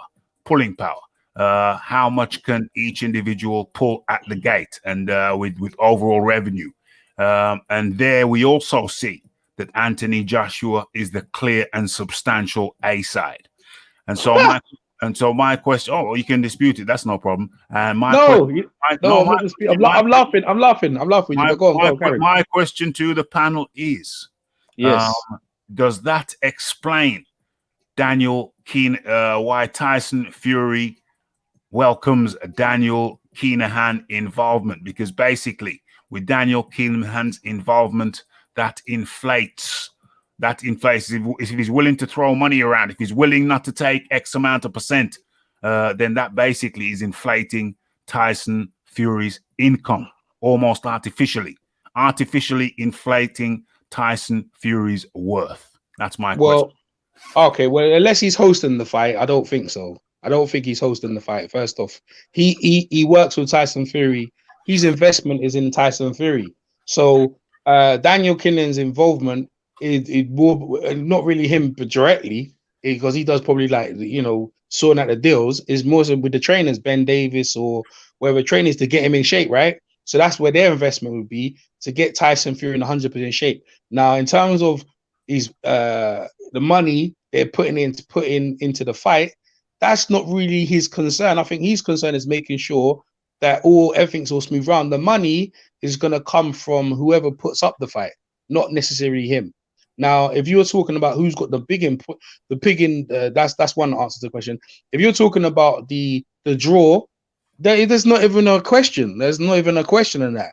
Anthony Joshua does bigger numbers in the UK anyway, right? Does bigger numbers in the UK. I give it to you. Tyson Fury he does numbers with Wilder in America. That's that. But overall, in pulling wise, Anthony Joshua's the biggest draw. But at this point, the pulling power at this point, I mean, it is a question, but I don't think it matters. They've wherever they're going to earn a lot of money, their biggest ever payday. At this point, it doesn't really, it's not to me, all right. And this thing, the A side, whatever, they want the fight, the both of them. So whatever they're settling with, both sides are happy. And even if, let's say Tyson Fury, let's say it was 40-60 or something like that, Tyson Fury, like you said, Tyson Fury's looked after, obviously with Danny Kinahan's money or whoever he's with, MT Global's money, so he's okay. Anthony Joshua's okay. He's got endorsements with Lucozade and Underarm and all them things. They said they're okay. So at this point, in terms of the pulling power, I don't think that's a thing. I think the main thing, and I hear the question. The main thing is as is the fight happening? Where is it happening? Is the involvement of MC Global with Dan is going to affect the fight? That's really where I'm at. But I don't think the pulling power, to me, the question is, it's already set. If that was the case, that would be AJ, in my opinion. So that's the answer to that. Okay, so I'll just reiterate it to make clear the question is understood. Like I said, saw a poll which said 3-1, AJ is the favorite. Okay, and we know that in terms of pulling power, how much money, how much revenue each fighter gains. AJ is also the A side. Now, with Daniel Kinahan trying to understand why Tyson Fury has not distanced himself from Daniel Kinahan, trying to understand that, I can see that with Daniel Kinahan's involvement. So, for example, if 10% of 1 million is 100,000, correct me if I'm wrong. Okay. 20% of 1 million is 200,000. Okay. So on 1 million, for every $1 million pounds that Tyson Fury makes, he would have been liable to pay between 100,000 and 200,000, or even 250,000 by conventional management team. So for every million Tyson Fury has, he saves under Daniel Kinahan, if what we've been told has been true, that management fees, Frampton says he don't pay no management fees. So for every million that Tyson Fury earns, he's saving potentially 100,000 to 200,000 to 250,000 in money that Daniel Kinahan is not taking from him. So let's say 20,000, 200,000. So times that by 10, so 10 million. That's $1 million. 20 million income. That's what? That's 2 million. So Tyson Fury is saving hundreds of thousands by not paying management fees to MTK Global, potentially. I'm going to move that over to Eric, and then Eric, when you finish, because I'm away from the mic for a minute, the fight doctor, you come in. Yeah, well, there's two ways you can look at it, really, because with Daniel Kinahan and Tyson could have, it served him well for this fight with obviously his links to Dubai and whatnot. But I think in the case of pulling power, yeah, in the public's eye, it might be 3-1 with Joshua. Joshua is clearly obviously the bigger draw, but it's also what have you done for me lately? And with Joshua only getting his belts back against Ruiz, and not many people was convinced on how he got his belts back and how he boxed, even though I was pleased with it.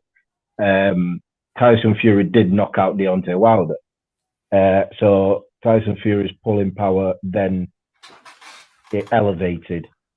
I'm not saying it surpassed Joshua's, but it elevated, making the Joshua Fury fight, in my opinion, a 50-50 fight going into it for both fighters anyway. So did Tyson Fury really need Daniel Kinahan to sign a contract for this fight? I don't think so. I still think he'd have got the 50-50 anyway.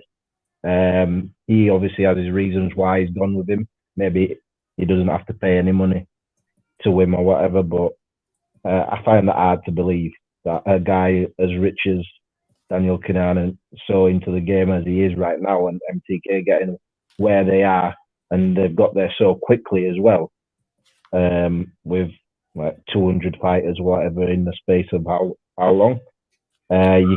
You can only imagine that they do get fees from the fighters. Yeah, they get fees from the fighters, no doubt. But Frampton himself said in open court. Remember, he was in open court when he said it. So Frampton said he doesn't pay any management fees to MTK Global, and he said that under oath. So I think that has to be taken seriously. Whether you believe him or disbelieve him, we have to understand that he said that under oath. Yeah, I agree with that. I get that, but that's Frampton. That might not be the same for Tyson. They might say, right, Tyson, Frampton, you don't have to pay us anything until you earn such amount. Tyson, they might have done the same with they might have done that with Tyson. Once you earn a certain amount, then you give us so much percentage. Yeah, so much percentage, but I think it's fair to surmise that percentage it is less than your conventional management teams. Yeah, but like I said, I think Fury would have got a 50-50 split in that fight without Daniel Kinahan anyway, because it's what have you done for me lately, and Fury's win against Wilder was more impressive than a Joshua win against Andy Ruiz. Yeah. So that fight, everyone was clamoring, and you also got the people, as much as Wilder fans didn't like how Wilder lost and all the excuses, Tyson Fury still got those fans on his side to beat Joshua, because those Deontay Wilder fans are now saying Fury will walk through Joshua. So there's more and more fans coming out and saying Fury will win this fight. So it sort of, I think it was always going to be a 50-50 fight after beating Wilder. Yes. Okay. And the fight doctor. You've heard my hypothesis. What do you think to my hypothesis? You ain't heard it nowhere else. It came out of my brain. Cranium. Fury is the A side. Excuse me? Fury is the A side. Fury is the A side. Okay. Yep. Fury is the A side to you. Okay. And continue. There was a bit more to the question than that. Or do you want me to repeat the question? Well, repeat the question, please. Okay, so it's a statement question. Take from it as you will. Okay, so I saw a poll today from Pep Talk UK. The reason I'm mentioning where I saw the poll is that other people, if they can find the poll, they can see. Okay, fair enough. Right, so I've said they saw the poll and the poll's there. Kind of fool. I mean, cool.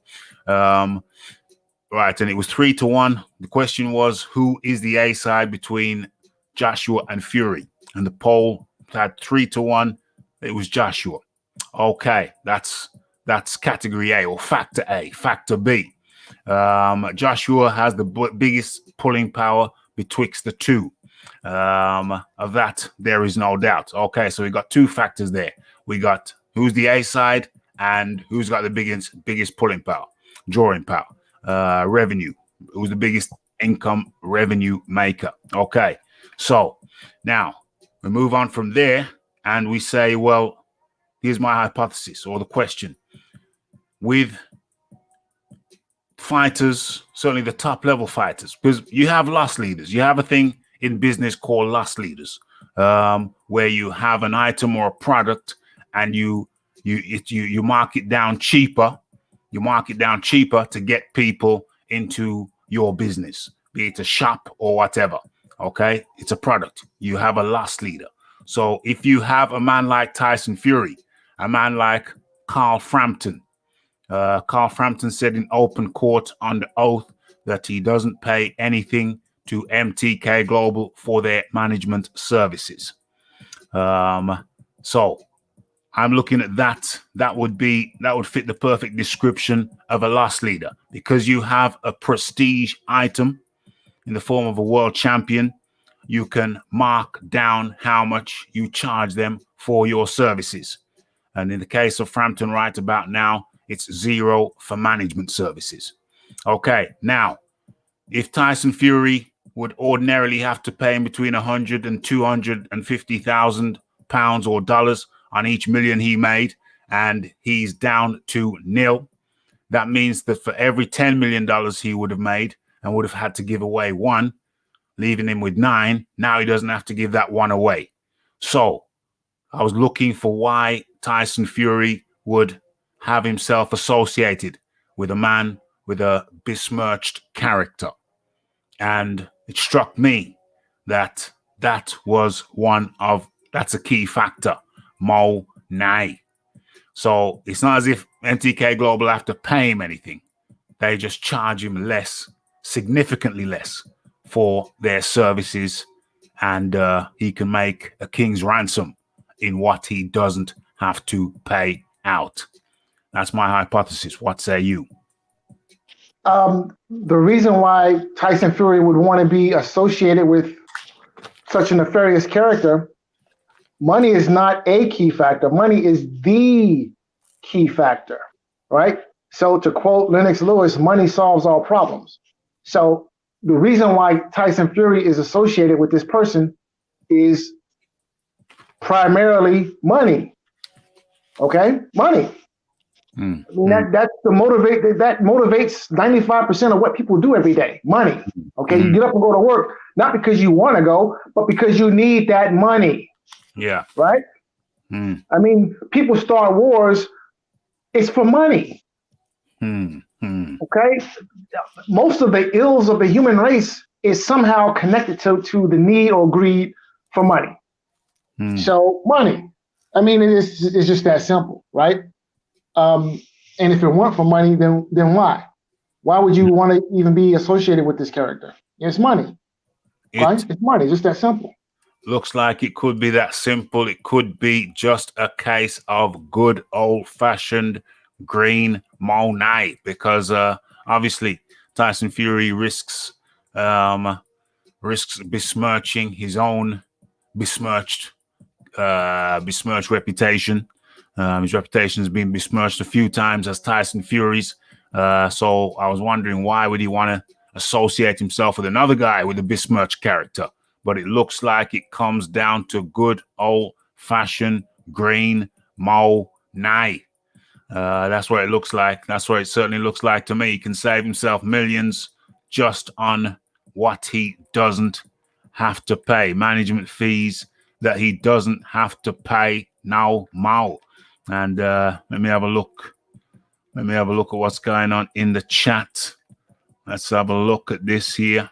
Everybody who's enjoyed the content, please feel free to hit that like button, hit that subscribe button, and hit that share button. Okay, what's going on here? I'm saying no more on the Kinahans, but it's all out there. Okay, so what's this here? Yeah, hit that like button. Absolutely. Listen, Anthony Joshua might be a bigger draw in the UK, but he's not a bigger draw in the United States than Tyson Fury. He's not. He's not a bigger draw in the United States than Tyson Fury. Well, you might be right there, because he just beat the guy up over there. So you might be right there. What's going on here? What's going on here? Frank Lucas would have got away if not for that damn boxing match. The sable hat and coat was a bit too much. Looking for what people said in the chat there.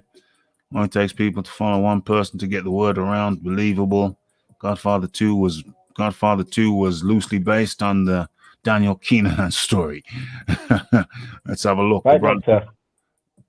Yeah, Eric, Fight Doctor.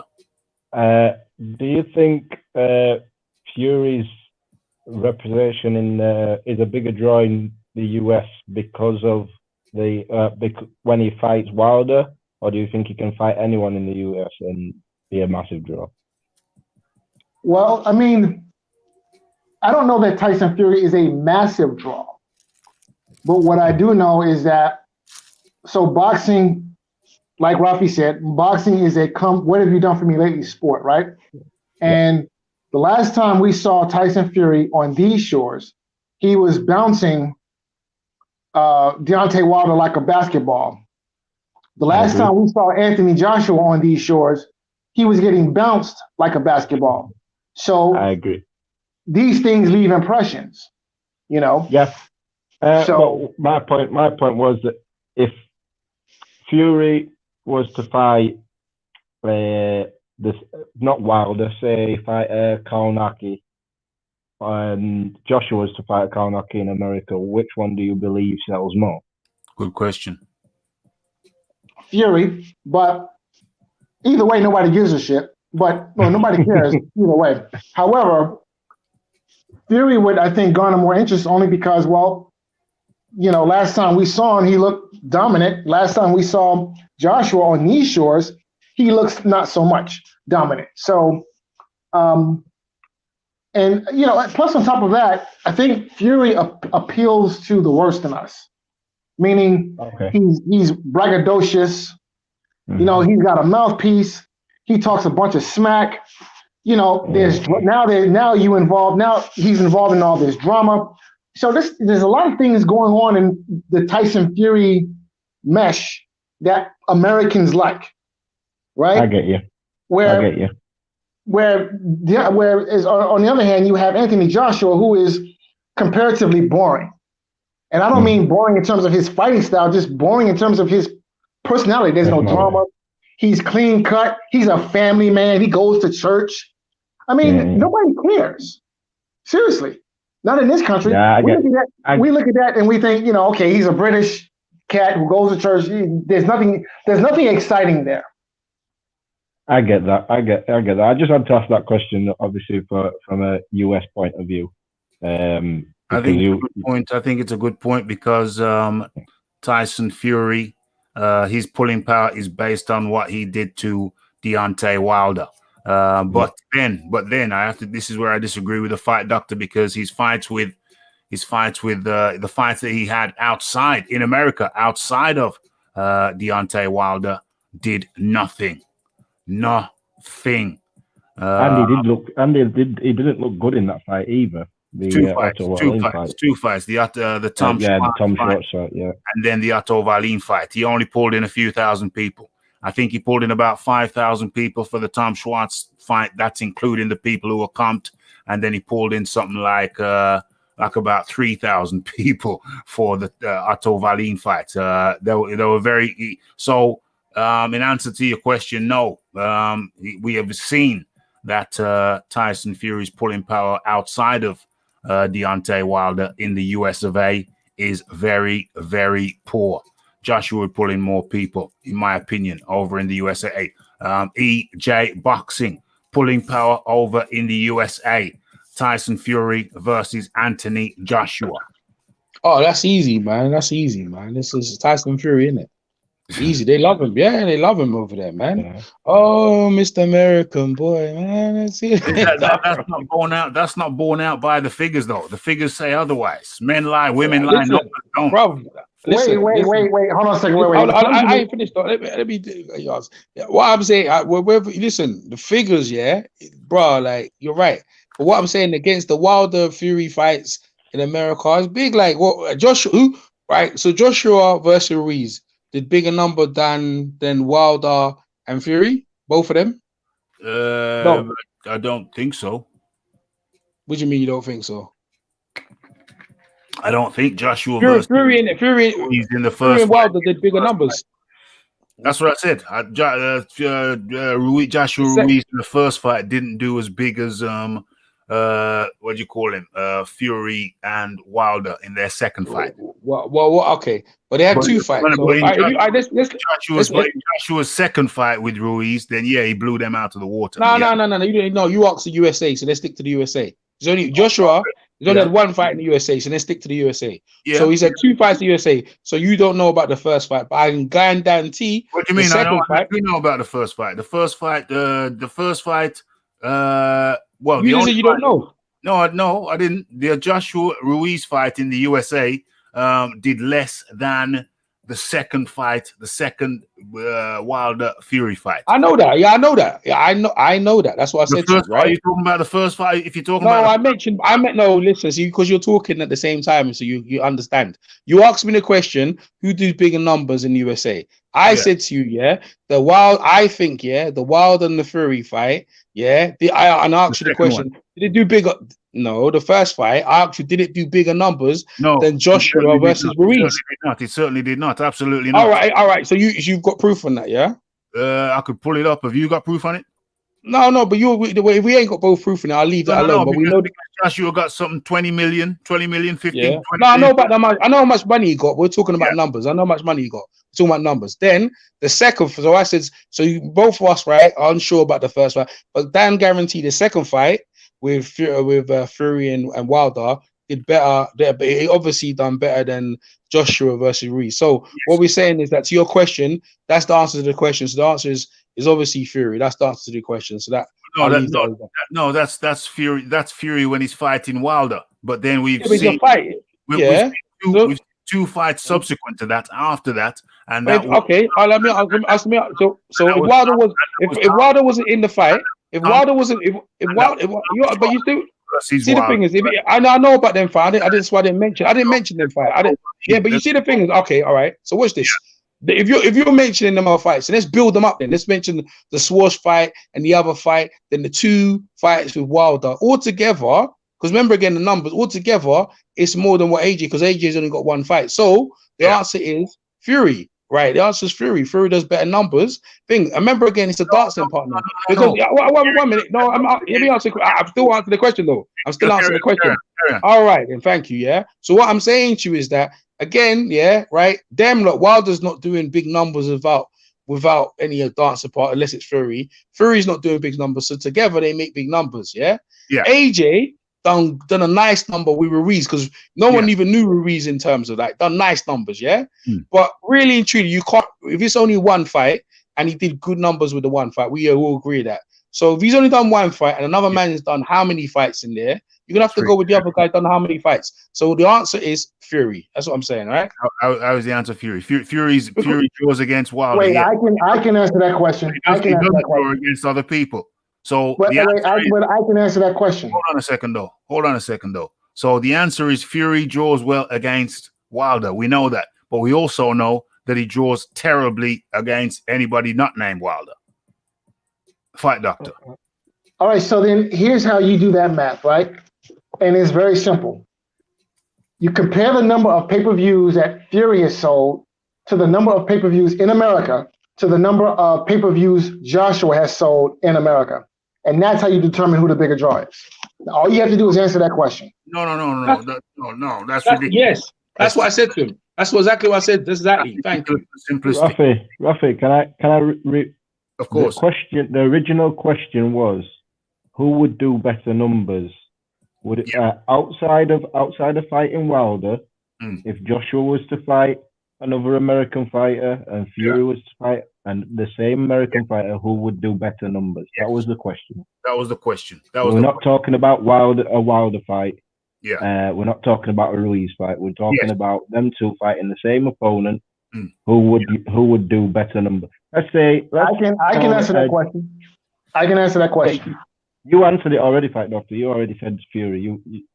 It was so the other guy knew what the original question was. Yeah, that is the original question. But I already said Fury already. So there you go.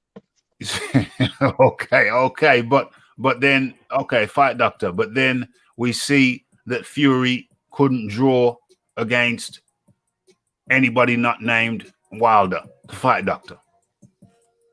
So, like the first Anthony Joshua Ruiz fight, right? That was on DAZN. Mm-hmm.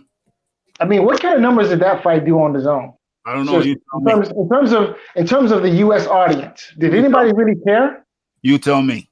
I mean, I don't know. I don't really keep track of those, those types of statistics. But what I do know is this: is that nobody cared about the first fight. Mm-hmm. Everybody cared about the second fight. The only reason why everybody cared about the second fight was because of the underdog story, which Americans love underdogs. The underdog story and the way that Andy Ruiz was able to endear himself to the American public by essentially doing the David versus Goliath bit. Mm-hmm. Okay?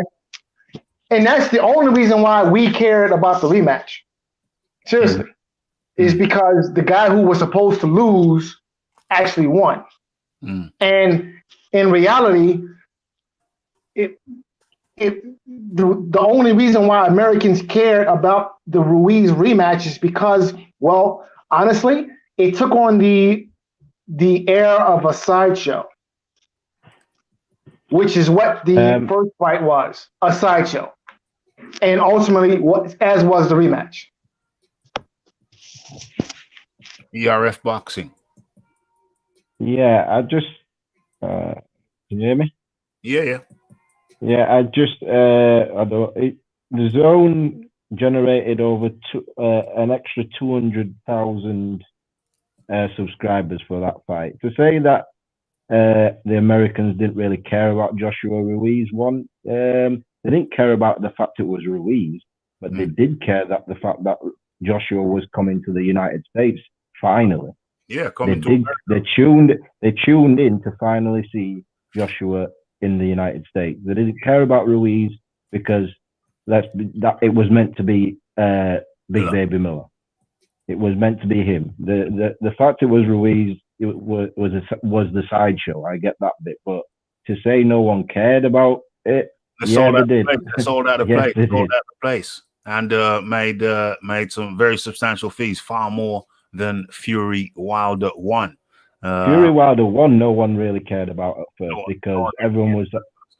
A lot of people was like, well, Fury's just fought two people who, let's be honest, anyone would beat. And if Daniel Dubois would beat those two guys who Fury fought before he fought Wilder. So no one really was shouting for a Wilder Fury fight.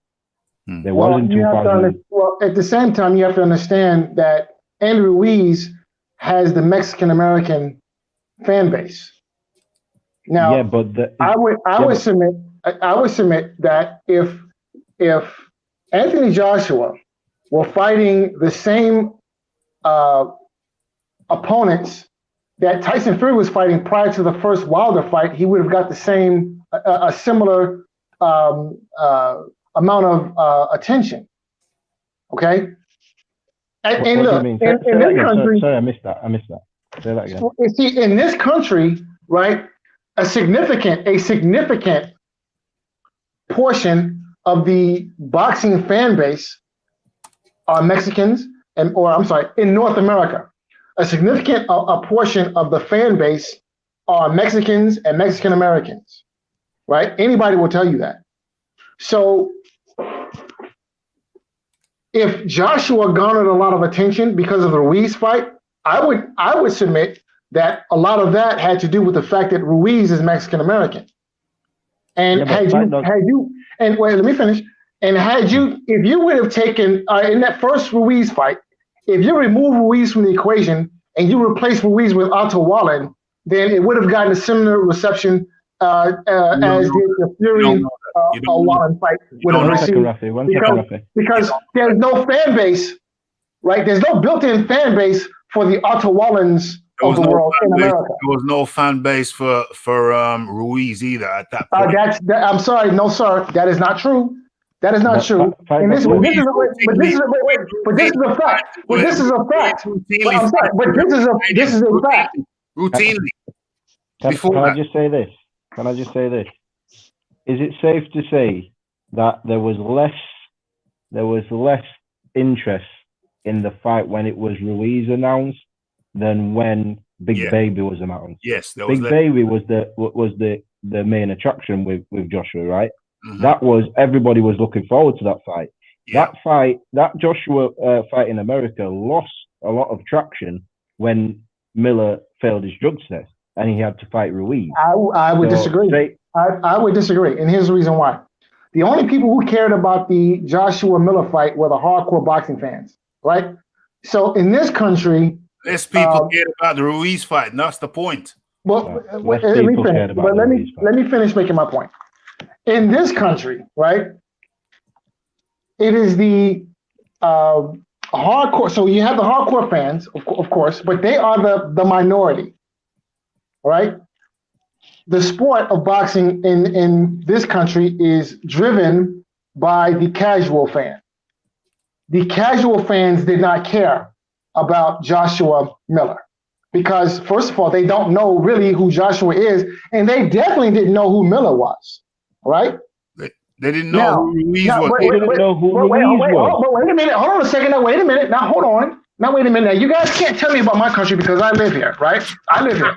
Hey, men lie, women lie, numbers don't. Carry on. Right. Now, anybody in this country who knows anything about boxing in America or in North America will tell you that the overwhelming majority of the boxing fan base in this country, in North America, are Mexicans and Mexican Americans. Not disputing that, but look, they didn't care about. Let me finish. Let me finish. Boxing in Mexico is like a religion. Seriously. I know. But they didn't care about Ruiz. They didn't care about Ruiz though. When Ruiz got signed, everybody looked at Ruiz. And I know what you're saying about the Mexican and the Mexican Americans, but you said yourself before we started all this that no one cared about the Joshua Ruiz fight. You also did say that. You said no one cared about it, and that's when I was debating. And I agree. No one did care about that fight because it's insignificant. Let me finish. Yeah, but let me finish. That's my point. So if nobody cares, then you can't then say that the reason why Joshua made numbers was because of Ruiz. It wasn't because of Ruiz. The fight lost traction when Ruiz got announced. Correct. Because it was Miller. Then it was supposed to be Ortiz, and Ortiz turned it down. Then they were trying to get somebody else, and then Ruiz was the last choice. And by the time Ruiz was chosen, was it 4 weeks out? 5 weeks out. 4 or 5 weeks out. The fight had lost a lot of traction, because you've got to remember, you're saying all the hardcore fans, the casual fans loved the animosity between Joshua and Miller, because not many people have seen Joshua in that light when he was telling Miller, "I'm your landlord, I'm this, and your mom," and blah blah blah. How Joshua was reacting to him. Not many people had seen that, and the casual fans loved that side of Joshua and Miller. They loved it. Yeah. So when that went away, when that fight went away, the casual fans in this country don't know who Miller is. They don't. I'm sorry, they just don't. That's not what he said. That's not what he said. He said when that pushing and shoving came around, that built up the fight. That built who Joshua is. The fight. It built up the fight amongst the hardcore crowd. Listen, the hardcore, it wouldn't have done anything for the hardcore. The hardcore already were into it. What that did was for the casual. It built it up. Here's what I'm saying is that Andy Ruiz, Joshua was going to do better numbers with Ruiz than he was going to do with Miller, regardless, because Miller brings a built-in fan base. Because Ruiz brings a built-in fan base. Ruiz had no fan base at the time, and men lie, women lie, numbers don't, and his social media lack of following showed that he had Instagram. Excuse me. Here's the reason why Here's the reason why Ruiz brought the numbers. You had any numbers. It was already sold out. The damn thing was already near. Yeah, it was already sold out. It was already damn near sold out with Miller. He didn't bring any damn thing.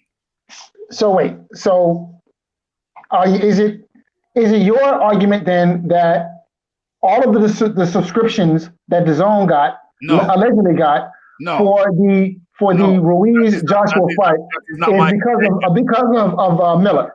That is not my contention. My contention is because of Joshua. It's because of Joshua. That thing was sold out already. I'm ready, Eddie. It was already damn near sold out with Miller. Ruiz didn't have no damn fan base. Men lie, women lie. Wait a minute. So wait. They were fighting. Hold on, I haven't finished. Order.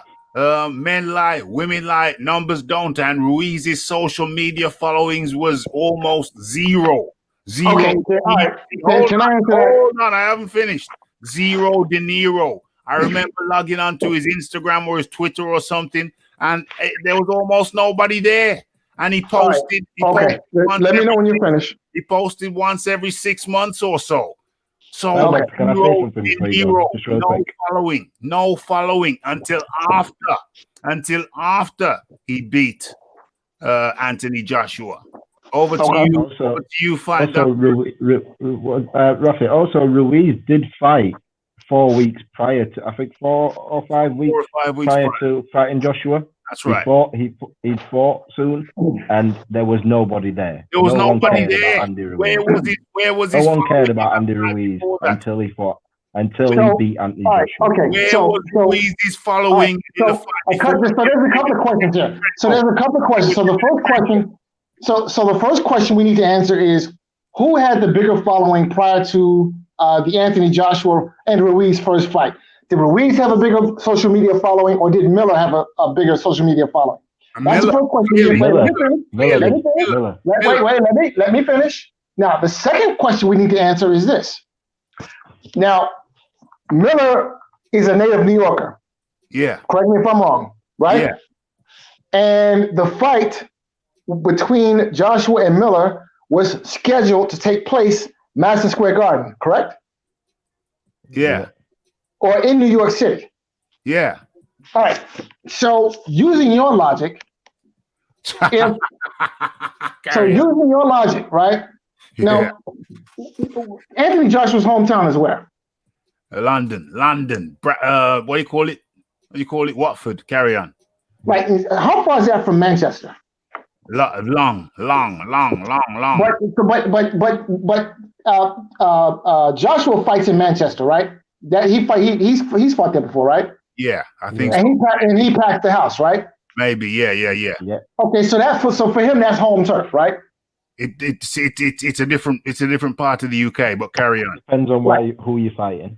All right. So if Miller were to fight Anthony Joshua in Manchester holds 80,000 people. No. And if the place were to be packed, using your logic, we can attribute all of the fans who come to see that fight, the 80,000 who would come and pack the Min Arena for Joshua Miller. Those would be Miller's fans. Miller would be the reason why all of those people would come to watch the fight in Manchester, using your logic. Because apparently, let me finish. Because apparently, Joshua can come to Miller's backyard, fight in his city, and be the reason why he was such a draw. Why the game and be the reason for being such a draw. Oh my God! Yeah, You're suggesting to me that Miller was the reason that place sold out. You're telling me that Miller What I'm telling you is this. What I'm saying to you is this. You're saying Miller was the draw, not Joshua. What I'm saying to you is this: is that if Anthony Joshua is the reason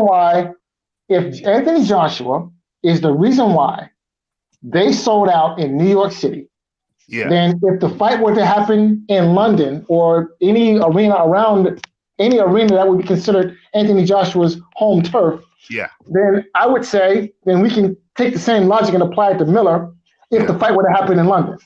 Okay, can I say? The only way you're taking the same logic is if Miller is a unified heavyweight world champion. That is the only way that logic works.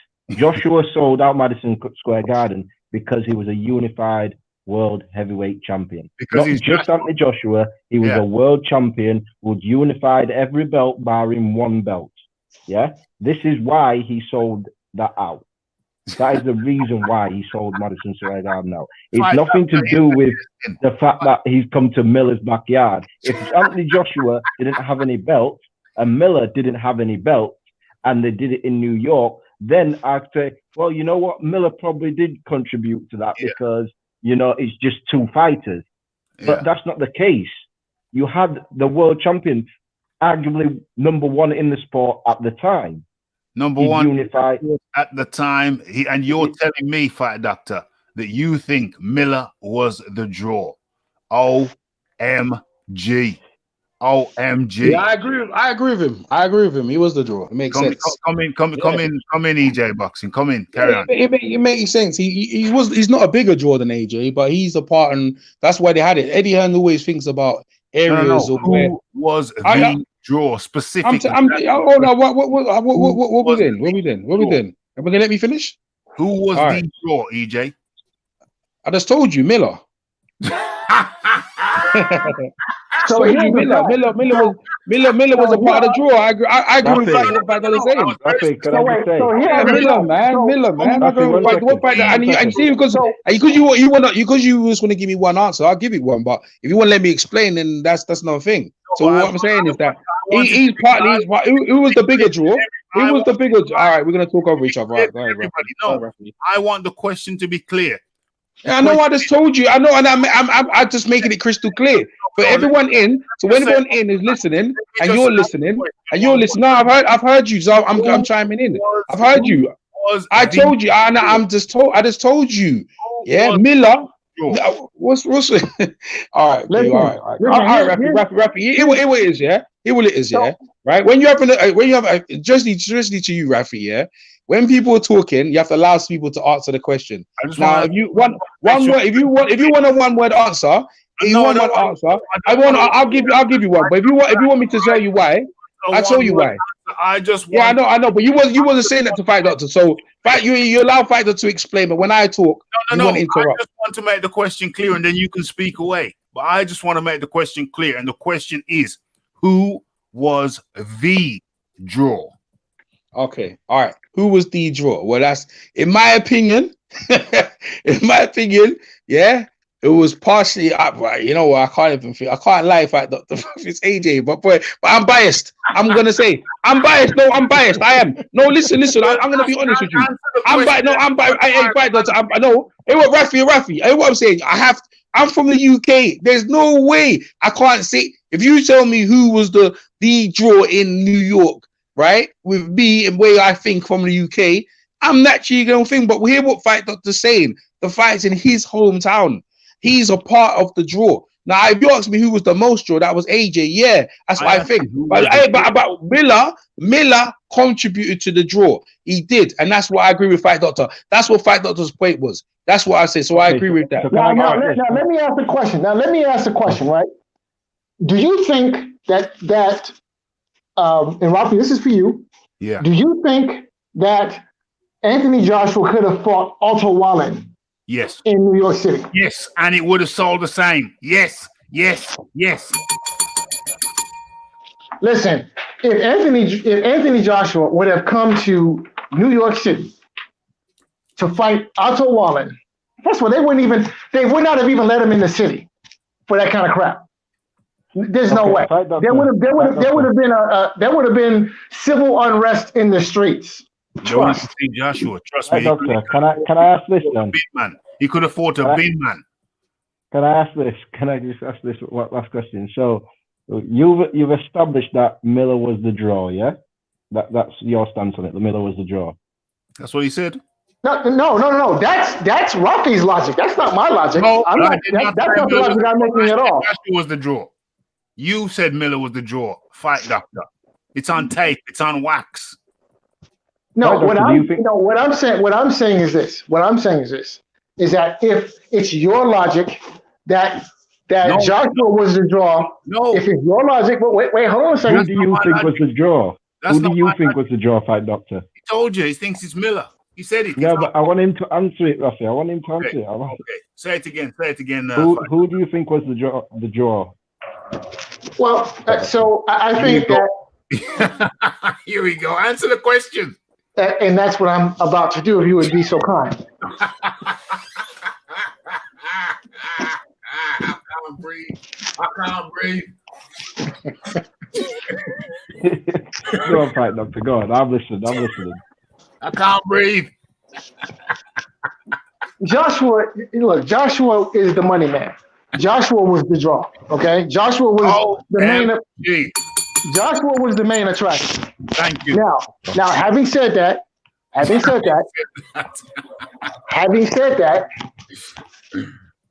oh my gosh. Carry on. Joshua could not have fought in New York City unless he was fighting the correct dance partner. Contrary to popular belief, Anthony Joshua could not come to New York City and fight Otto Wallen because nobody would pay for that. 100% agree with you. 100%. Speculation. Can I just say then, if he couldn't come to New York City and fight anybody, how comes he ended up fighting Andy Ruiz, who's from California, LA? Because Andrew, listen, like it or not, Andrew Ruiz has a bigger following. No, he did not, though. Bigger No, he following didn't. than who? No, he didn't. No, he Bigger didn't. following than who? No, I'm not. No. I'm not He buying was that who? American Mexican thing. Andy Ruiz has been fighting when he fought Joseph Parker. Barely anybody knew he fought Joseph Parker. Nobody knew he fought him. When he fought Dimitrenko, He fought before 7 weeks prior. Wait, listen. You're telling me Joshua, the place. You're telling me that the place You're was telling me Andy Ruiz is a draw, and nobody knew when he fought Joseph Parker. Nobody knew he fought 5-6 weeks prior to the Joshua fight. And then all of a sudden he's this big draw and can bring in people. No, he was an opponent.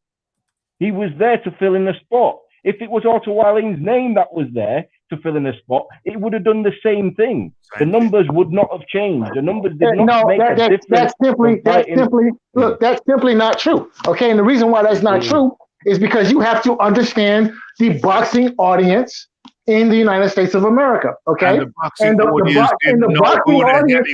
But wait, hold on a second. Wait a minute. Let me finish. The boxing audience in the United States of America, a significant portion of the demographic are Mexicans and Mexican Americans. And exactly. That's why they pose him as an opponent. Exactly. That's why they had him as an opponent. That's what he's trying to say on the pay-per-view. You guys are talking, this is where you're getting twisted. You're talking about the live attendance. He's talking about the pay-per-view sales. In attendance, when they looked at it, they'll get more money. They get more money with Ruiz, with the Mexican fan base. And this is what me and the guys online was debating, right? Between all the American guys that I talked to, they had Ruiz beating AJ, and me and them got into it. YG, Nauta, the rest of them, they said they put money down on Ruiz when the opponent was switched. They said he's going to do a better job than what Big Baby Millions. And we was arguing. Remember again, yeah? We're Rafi, yeah? We're from the UK. And you have to listen to what Fight Doctor's saying to you. Now, whether I disagree, and again, I'm biased because I'm from the UK and I have a UK perspective, but you have to factor in what Fight Doctor's telling you is correct. Now, he's talking about pay-per-views. Exactly, specifically, the gate was all side out, and you guys are right. It could have been anyone in time to the live gate, right? In the building. But that's why they picked the New Yorker in New York to beat, right? But in terms of when it came to the pay-per-views and the opponent, he was the right opponent to buffer up the pay-per-view. So this is where I agree with Fight Doctor. He was the perfect opponent. Well, that may or may not be the case because we don't have anything to compare it with. We don't have anything to compare it with. So that it's not the case. It's not the case. I think the fact that we have nothing. Let me go. It's not the case because it wasn't a pay-per-view fight. It was on DAZN with subscribers, and the Mexican fans already subscribed to DAZN because of Canelo. Boom. It was already subscribed. So don't tell me Andy Ruiz got 200 and odd more. Okay, well, I think you just proved my point. They already subscribed because of Canelo. That's a good point. The Mexican fans was already subscribed. They got extra subscribers. It wasn't because of Andy Ruiz. There's no pay-per-view. The only pay-per-view there was in the UK. And Andy Ruiz certainly did not bring no fucking damn pay-per-view. Sorry for saying. I think you've just proven my point, though. I think you've just proven my point. Now, what did you just say? Your point hasn't been proven. Listen, what you're going to say is that you prove my point because those Mexican fans were Mexican following Mexican. Yeah, but nobody was following Ruiz. There was already subscribed. You gotta let him talk. You gotta let him talk. You're talking for him, but you ain't let him speak though, Rafi. You're telling him what he's thinking. You let him speak. Well, I know that's what he's gonna say, but it's okay. So now, I think you guys don't appreciate the novelty, which is Andy Ruiz, especially when it comes to the first Anthony Joshua fight. Now here you have a Mexican heavyweight, which is very rare. Okay, and then you have a Mexican heavyweight getting a shot at one of the heavyweight titles, which is even more rare. In fact, I can't even remember when the last time a Mexican fought for the heavyweight title. I can't remember. Somebody please remind me. So that you have all of the formula there is there for success. Okay, in terms of cashing in on the Mexican and Mexican American audience, which people like Bob Arum have been doing in this country for years. You guys don't understand how it works here in America. Race in America is very important, and people capitalize on race. You know what? You make a good Doctor, I get that. Hold on. You make a good point there. Probably picked up a few more thousands because he was a heavyweight. So yeah, but still, much people didn't hold out much hope for Ruiz. Personally, I know Ruiz, and I did say that Ruiz was going to be a tougher opponent than many people were giving him credit for. I did say that. There's a video I made. I forgot the title of it. Andy Ruiz is standing there in a pair of blue gloves, and in that video, the name of which I forget, I did go on to expound and expand on my theory that Andy Ruiz was going to be a troublesome opponent. Can I just say yeah, I agree with Fight Doctor what he's saying because of the. But what I'm saying is, Andy Ruiz wasn't the reason why they got more subscribers to the zone. There was more people watched it because they was already subscribed. The Mexican fans was already subscribed due to Canelo. They was already subscribed. What I'm saying is, Anthony Joshua is clearly the reason why they had more subscribers. It had nothing to do with Andy Ruiz. It had everything to do with Anthony Joshua going over to America. But the zone definitely had. There was more Mexicans watching the fight than there would have been if Miller had fought, but they was already subscribed. Again, and my point is this: is that had it been Otto Wallen fighting Anthony Joshua instead of Andy Ruiz, nobody would have cared, right? Instead of nobody cared anyway. Nobody cared anyway because listen, Andy Ruiz. It would have been look, a significantly less amount of people would have cared if it would have been Otto Wallen instead of Andy Ruiz. I can go with that. I can go with that because Otto Wallen. Yeah, I can go with that. Yeah. Because Andy Ruiz, I can't go with that. It's not like Anthony Joshua just come over here and fight anybody. He can't. He has to have a dance partner. Because if he doesn't have a dance partner, nobody will care. Nobody will care. Well, the point. Does that go? We get back to the original point, which is that with the comparison between Joshua and Tyson Fury, more people would care. Not now maybe, but generally speaking, more people would care or would show up to a Joshua fight. Yeah, even now, more people show up to a Joshua fight than a Tyson Fury fight. We've seen that from the numbers. Okay, the counter argument to that is now after what he did to Wilder, has that equation changed? That remains to be seen. But historically, we've seen that less people care about a Fury fight if it's not Wilder than in the case of Anthony Joshua.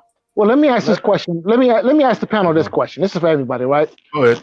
Which fight do you think does more business in the United States right now?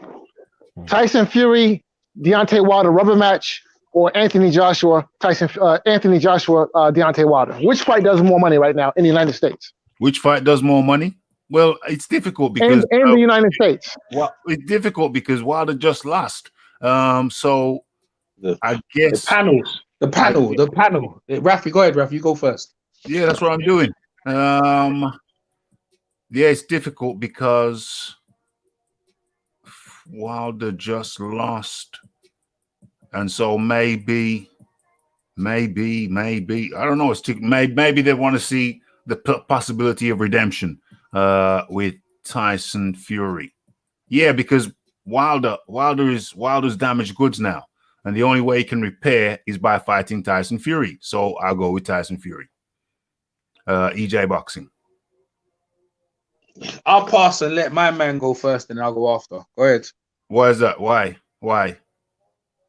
Because I don't want to hear. I want to hear other people's perspective. Okay, ERF Boxing. Right. For me, it's a close one because there's still Wilder fans thinking that Joshua ducked Wilder, and now they are saying Tyson Fury is clearly better than Joshua. So honestly, that's a hard one. I feel because of the controversy, being given the controversy of what's happened after the Wilder Fury, Me personally, I'd rather see Joshua Wilder, but I think probably the masses may go for Fury Wilder 3. Yeah, but it's a close one. It's here or there. It's a close one, but it's a close one. It's not for me. It's a toss up. Yeah, I edge it towards Wilder, Fury Wilder 3, because I mean, without that, Deontay Wilder's damaged goods. The damaged goods. Yeah, and I feel if Joshua beats Wilder, there's no what more do we know? We don't know anymore. Yeah, we don't know anymore. We don't know who's number one still. Yeah, so I feel if Fury and Wilder fight again, whoever wins that now will then be right. They can fight AJ. Yeah, there's no point in Joshua fighting Wilder now because he's damaged goods. You know what I'm saying? And I don't know what it proves. If he knocks him out, then he got knocked out again. That's all. It's all to do with the outcome of the fight, not the market value of the fighters. I think on this one, it's just what after the outcome, what can happen. Potential what can happen, and I think probably the third fight. The third fight is probably more desirable right now. Yeah. EJ boxing live. Yeah, I got things. I got. It's 100%. It's Wilder, man. Wilder. Reason Americans. Remember, you asked Americans. Americans want to see that fight. They've been anticipating that fight when they were undefeated. They've been anticipating that fight from the argument about the 50 money and stuff like that. That fight right there, even though the third fight with Wilder and Fury, but AJ versus Wilder in the predicament he's in, and if they was to change course and give, you know what, AJ says, you know what, I'm gonna go against Wilder, and everyone, even though Wilder would be a massive underdog in this fight for the first time in his career. People know that one punch, they can sell it on one punch. They can sell it on, they can say to him, but why are you not fighting Fury? And build up and go, listen, Fury has situations that, we're not going to talk about. So we're deciding to fight the next guy in the division who gave Fury a good fight. So we're going to come to America. But that fight would sell big time. 100% for Americans. For Americans, it'd have to be, to me, 100% it'd be Deontay Wilder. Like, so I'd go wild for Americans, you know what I mean? But for us in the UK, it would be different. I don't think it's even close. For Americans, 100% it'd be Deontay Wilder. That's my take. What's Fight Doctor? What's your take, Fight Doctor? Where's Fight Doctor? He's cooking his mushrooms. Only top shelf, sir. Only top shelf. Only top shelf. Okay. You got your mushrooms. You got your mushrooms soaking. You soaking? Yes, sir. Yes, sir. Only top shelf. Okay. Good man. Put a little vinegar in there. Bring out the flavor. Carry on. Yes, sir. But yeah, I think that right now in this country, at least, if you had a choice between the Fury Wilder rubber match or Joshua Wilder, I think the choice is simple. Right now, with all the controversy that's been going on, with all of the smack talk that's been going on, with all the free promotion the rubber match has been getting, and all the drama, especially this drama with Tyson Fury, I think right now it's a no-brainer. The rubber match would be preferable. Even though, look, and I think it speaks to Anthony Joshua's drawing power here in America when Americans would rather see Tyson Fury thump Deontay Wilder for a third time. Look, we've already seen him get beat twice. Why not? It was unexpected. Nobody expected Fury to bash him up like that. So why not? Why would people not want to see that again? Well, I mean, I don't think anybody particularly really look. The hardcore fans don't really want to see that fight. Seriously, I agree. All right. But it's not the hardcore fans. I'll watch him get beat up again. That's no problem to me. Yeah, what he's saying is the hardcore fans has seen it twice. Yeah, right. I mean, we would rather see AJ versus Wilder. Yeah, me personally, the casuals. Me personally, I would rather see Wilder and Joshua fight because we've never seen that before. We've already seen Fury Wilder. We know how that story ends. It ends not so well for Wilder. I'm not even too high on that fight no more with Wilder in his current state. Coming off a loss, or even if he gets some weak wins, it don't matter. He was at the mountaintop. He ain't there no more. I'm not overly enthused. I don't really care. I don't care. I hear you, Rafi, but with what happened with, obviously, you can't take it away with what happened with Ruiz and Joshua. Wilder still, everybody was still saying Wilder still has a chance, because if Ruiz can hurt Joshua, Wilder can certainly hurt Joshua. So that fight is still there. It's still there. It is still there. But like Fight Doctor says, the casual fans, because of what's been going on, the casual fans will clamour towards the third fight rather than seeing the Joshua Wilder fight. I think that speaks to Anthony Joshua's drawing power in this country, that nobody really cares. And unless he has the right dance partner, nobody really cares. No, and again, I disagree on that bit. Listen, I don't think that, I'll be honest with you. I think that Deontay Wilder probably sells more fighting the level of opposition that he fought in this country than if Anthony Joshua were to come over here and fight the same opposition. I don't think he would sell as much. I don't think. Nah, I disagree. I disagree. I disagree on that one. But also I will say that Joshua fighting in the US, had that Ruiz fight gone a different way, we wouldn't be saying Joshua's not a draw. Because at the end of the day, you're saying Joshua's not a draw. Joshua fought Pulev, who nobody wanted to see him fight Pulev because it was a mandatory. And people still watched it. People still tuned in to watch Joshua versus Pulev. So it's not that I believe that Joshua isn't a draw. I don't think he's obviously a draw. It's just that he's not a huge draw in America. That's my argument. He's fought there once. He didn't get this. Exactly. He's only fought there once. Result. You know, I don't even know if boxing is that big in America. Certainly not heavyweight boxing. The Klitschko's ruled the waves. And Deontay Wilder didn't really do much until his until his first fight with Fury, and even that was kind of that wasn't being heralded. People weren't clamoring. Deontay Wilder. He didn't fly the flag for you guys. He didn't fly the flag. Anthony Joshua came along and took the flag and flew to the moon, stuck the flag in the moon. You know, that's what he did whilst Wilder was just messing over there in Alabama, messing around in Alabama. Yeah, also on that, Rafi, I think Joshua and Eddie Hearn and their aim was to bring British boxing back. So to have a heavyweight world champion who fought in England, because they didn't have that for a long time. They never had that for a long time. A heavyweight world champion who would be fighting in England so his fans can see him. They wanted to be the A side. They wanted to be the draw. So if you wanted the titles, you had to come over here. He went to America simply because to entice the undisputed fight to go there and say, right, I've come into your backyard. I've beat one of your guys. That didn't go to plan, unfortunately. The numbers still did well, though. As well as it didn't go to plan the outcome of the fight, the numbers still did well. Yeah. So to say that he's not a draw in America, it's easy to say that after the outcome of the fight. But look at it this way: the numbers was good. Had Ruiz not got up in that third round, you would be saying, actually, he's done well in America for his debut. It's only because of the outcome of the fight we've changed our perception on how well Joshua's done in America, because numbers-wise, he did very well for a debut fight. Wait. We have to take a step back. Now, in terms of the numbers, now let's talk about numbers, right?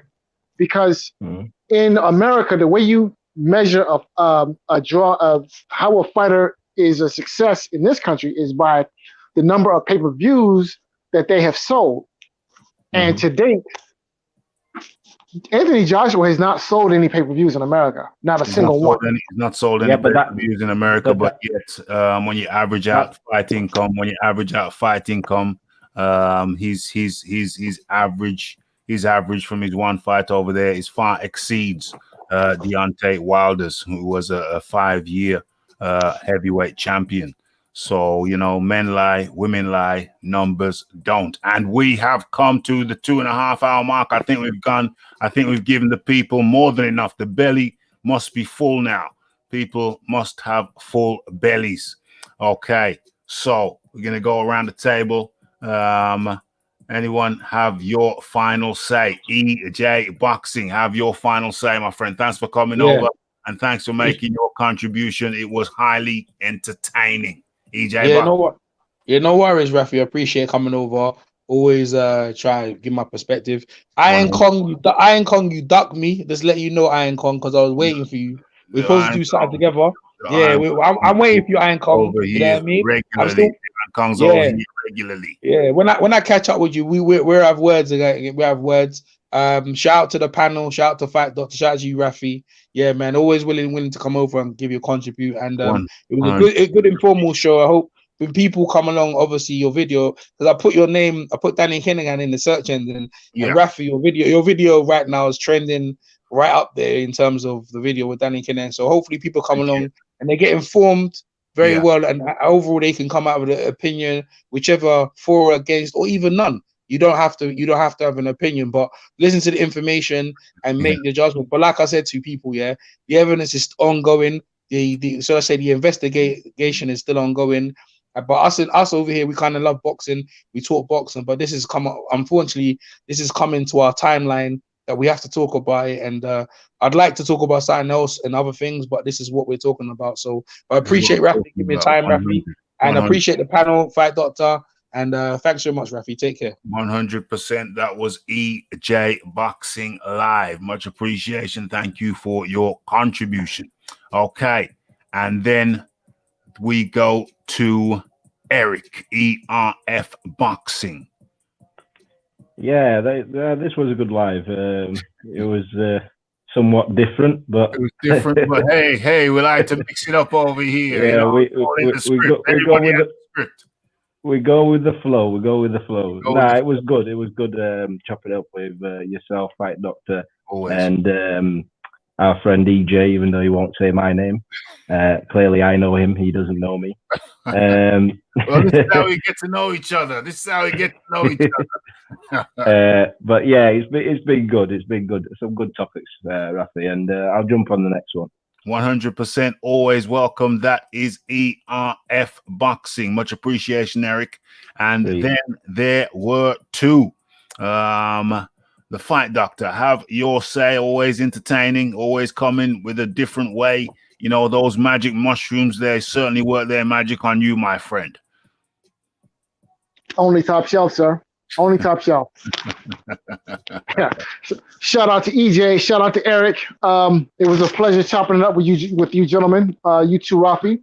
Hopefully we can have some peace in the Middle East next go around and a meeting of the minds. And I hope that EJ and Eric can work out their differences. You know, it's all better when we can get along and, you know, discuss boxing and do it in a civilized manner, you know. 100%, 100%. Thanks for coming over. The Fight Doctor. Much appreciation. Catch you the next time around. Okay, and that was the Fight Doctor. And then there was one, because you know there can only be one. Okay, OBZ came like catch the playback. 100%, 100%. Okay, folks, so much appreciation for all of the panelists. 100%, much appreciation for the super chat earlier on, making the chat litty. And much appreciation to everyone for tuning in and for smashing that like button. And yeah, absolutely hit that share button also. And for sure, if you've not already done so, hit that subscribe button and make sure you hit the bell icon to stay updated with news and notifications. So what have we done? We've chopped up the Kinahan thing. I think I expounded why Tyson Fury is with the Kinahan crew, taking less money from him so he makes more money. So they don't have to pay him anything. They just have to take less money from him. He's like a lost leader. Have him up there. Just take a little bit and draw people into the the MTK Global organization. Is the money clean or is the money dirty? Well, the press, the Irish courts believe the money is dirty. The Spaniards tried him for money laundering. They had insufficient evidence. I like to think we gave you kind of more than both sides of the argument. We gave you 3, 4, 5 sides of the argument. So I think it was comprehensively chopped up. And so, yeah, it was a good one. Thank you to everyone for your participation. Peace out, everybody. Excellente. That's the Wayne Fitness and the James Jameson and the Philip Carl Roberts. It's the tone. And it is, what's this here? Missing the fun. Yeah, definitely catch that back. Definitely catch that playback. Okay. Stay tuned for more live shows and more videos.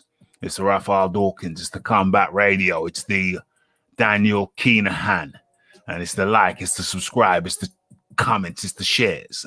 And we are out. Blessed.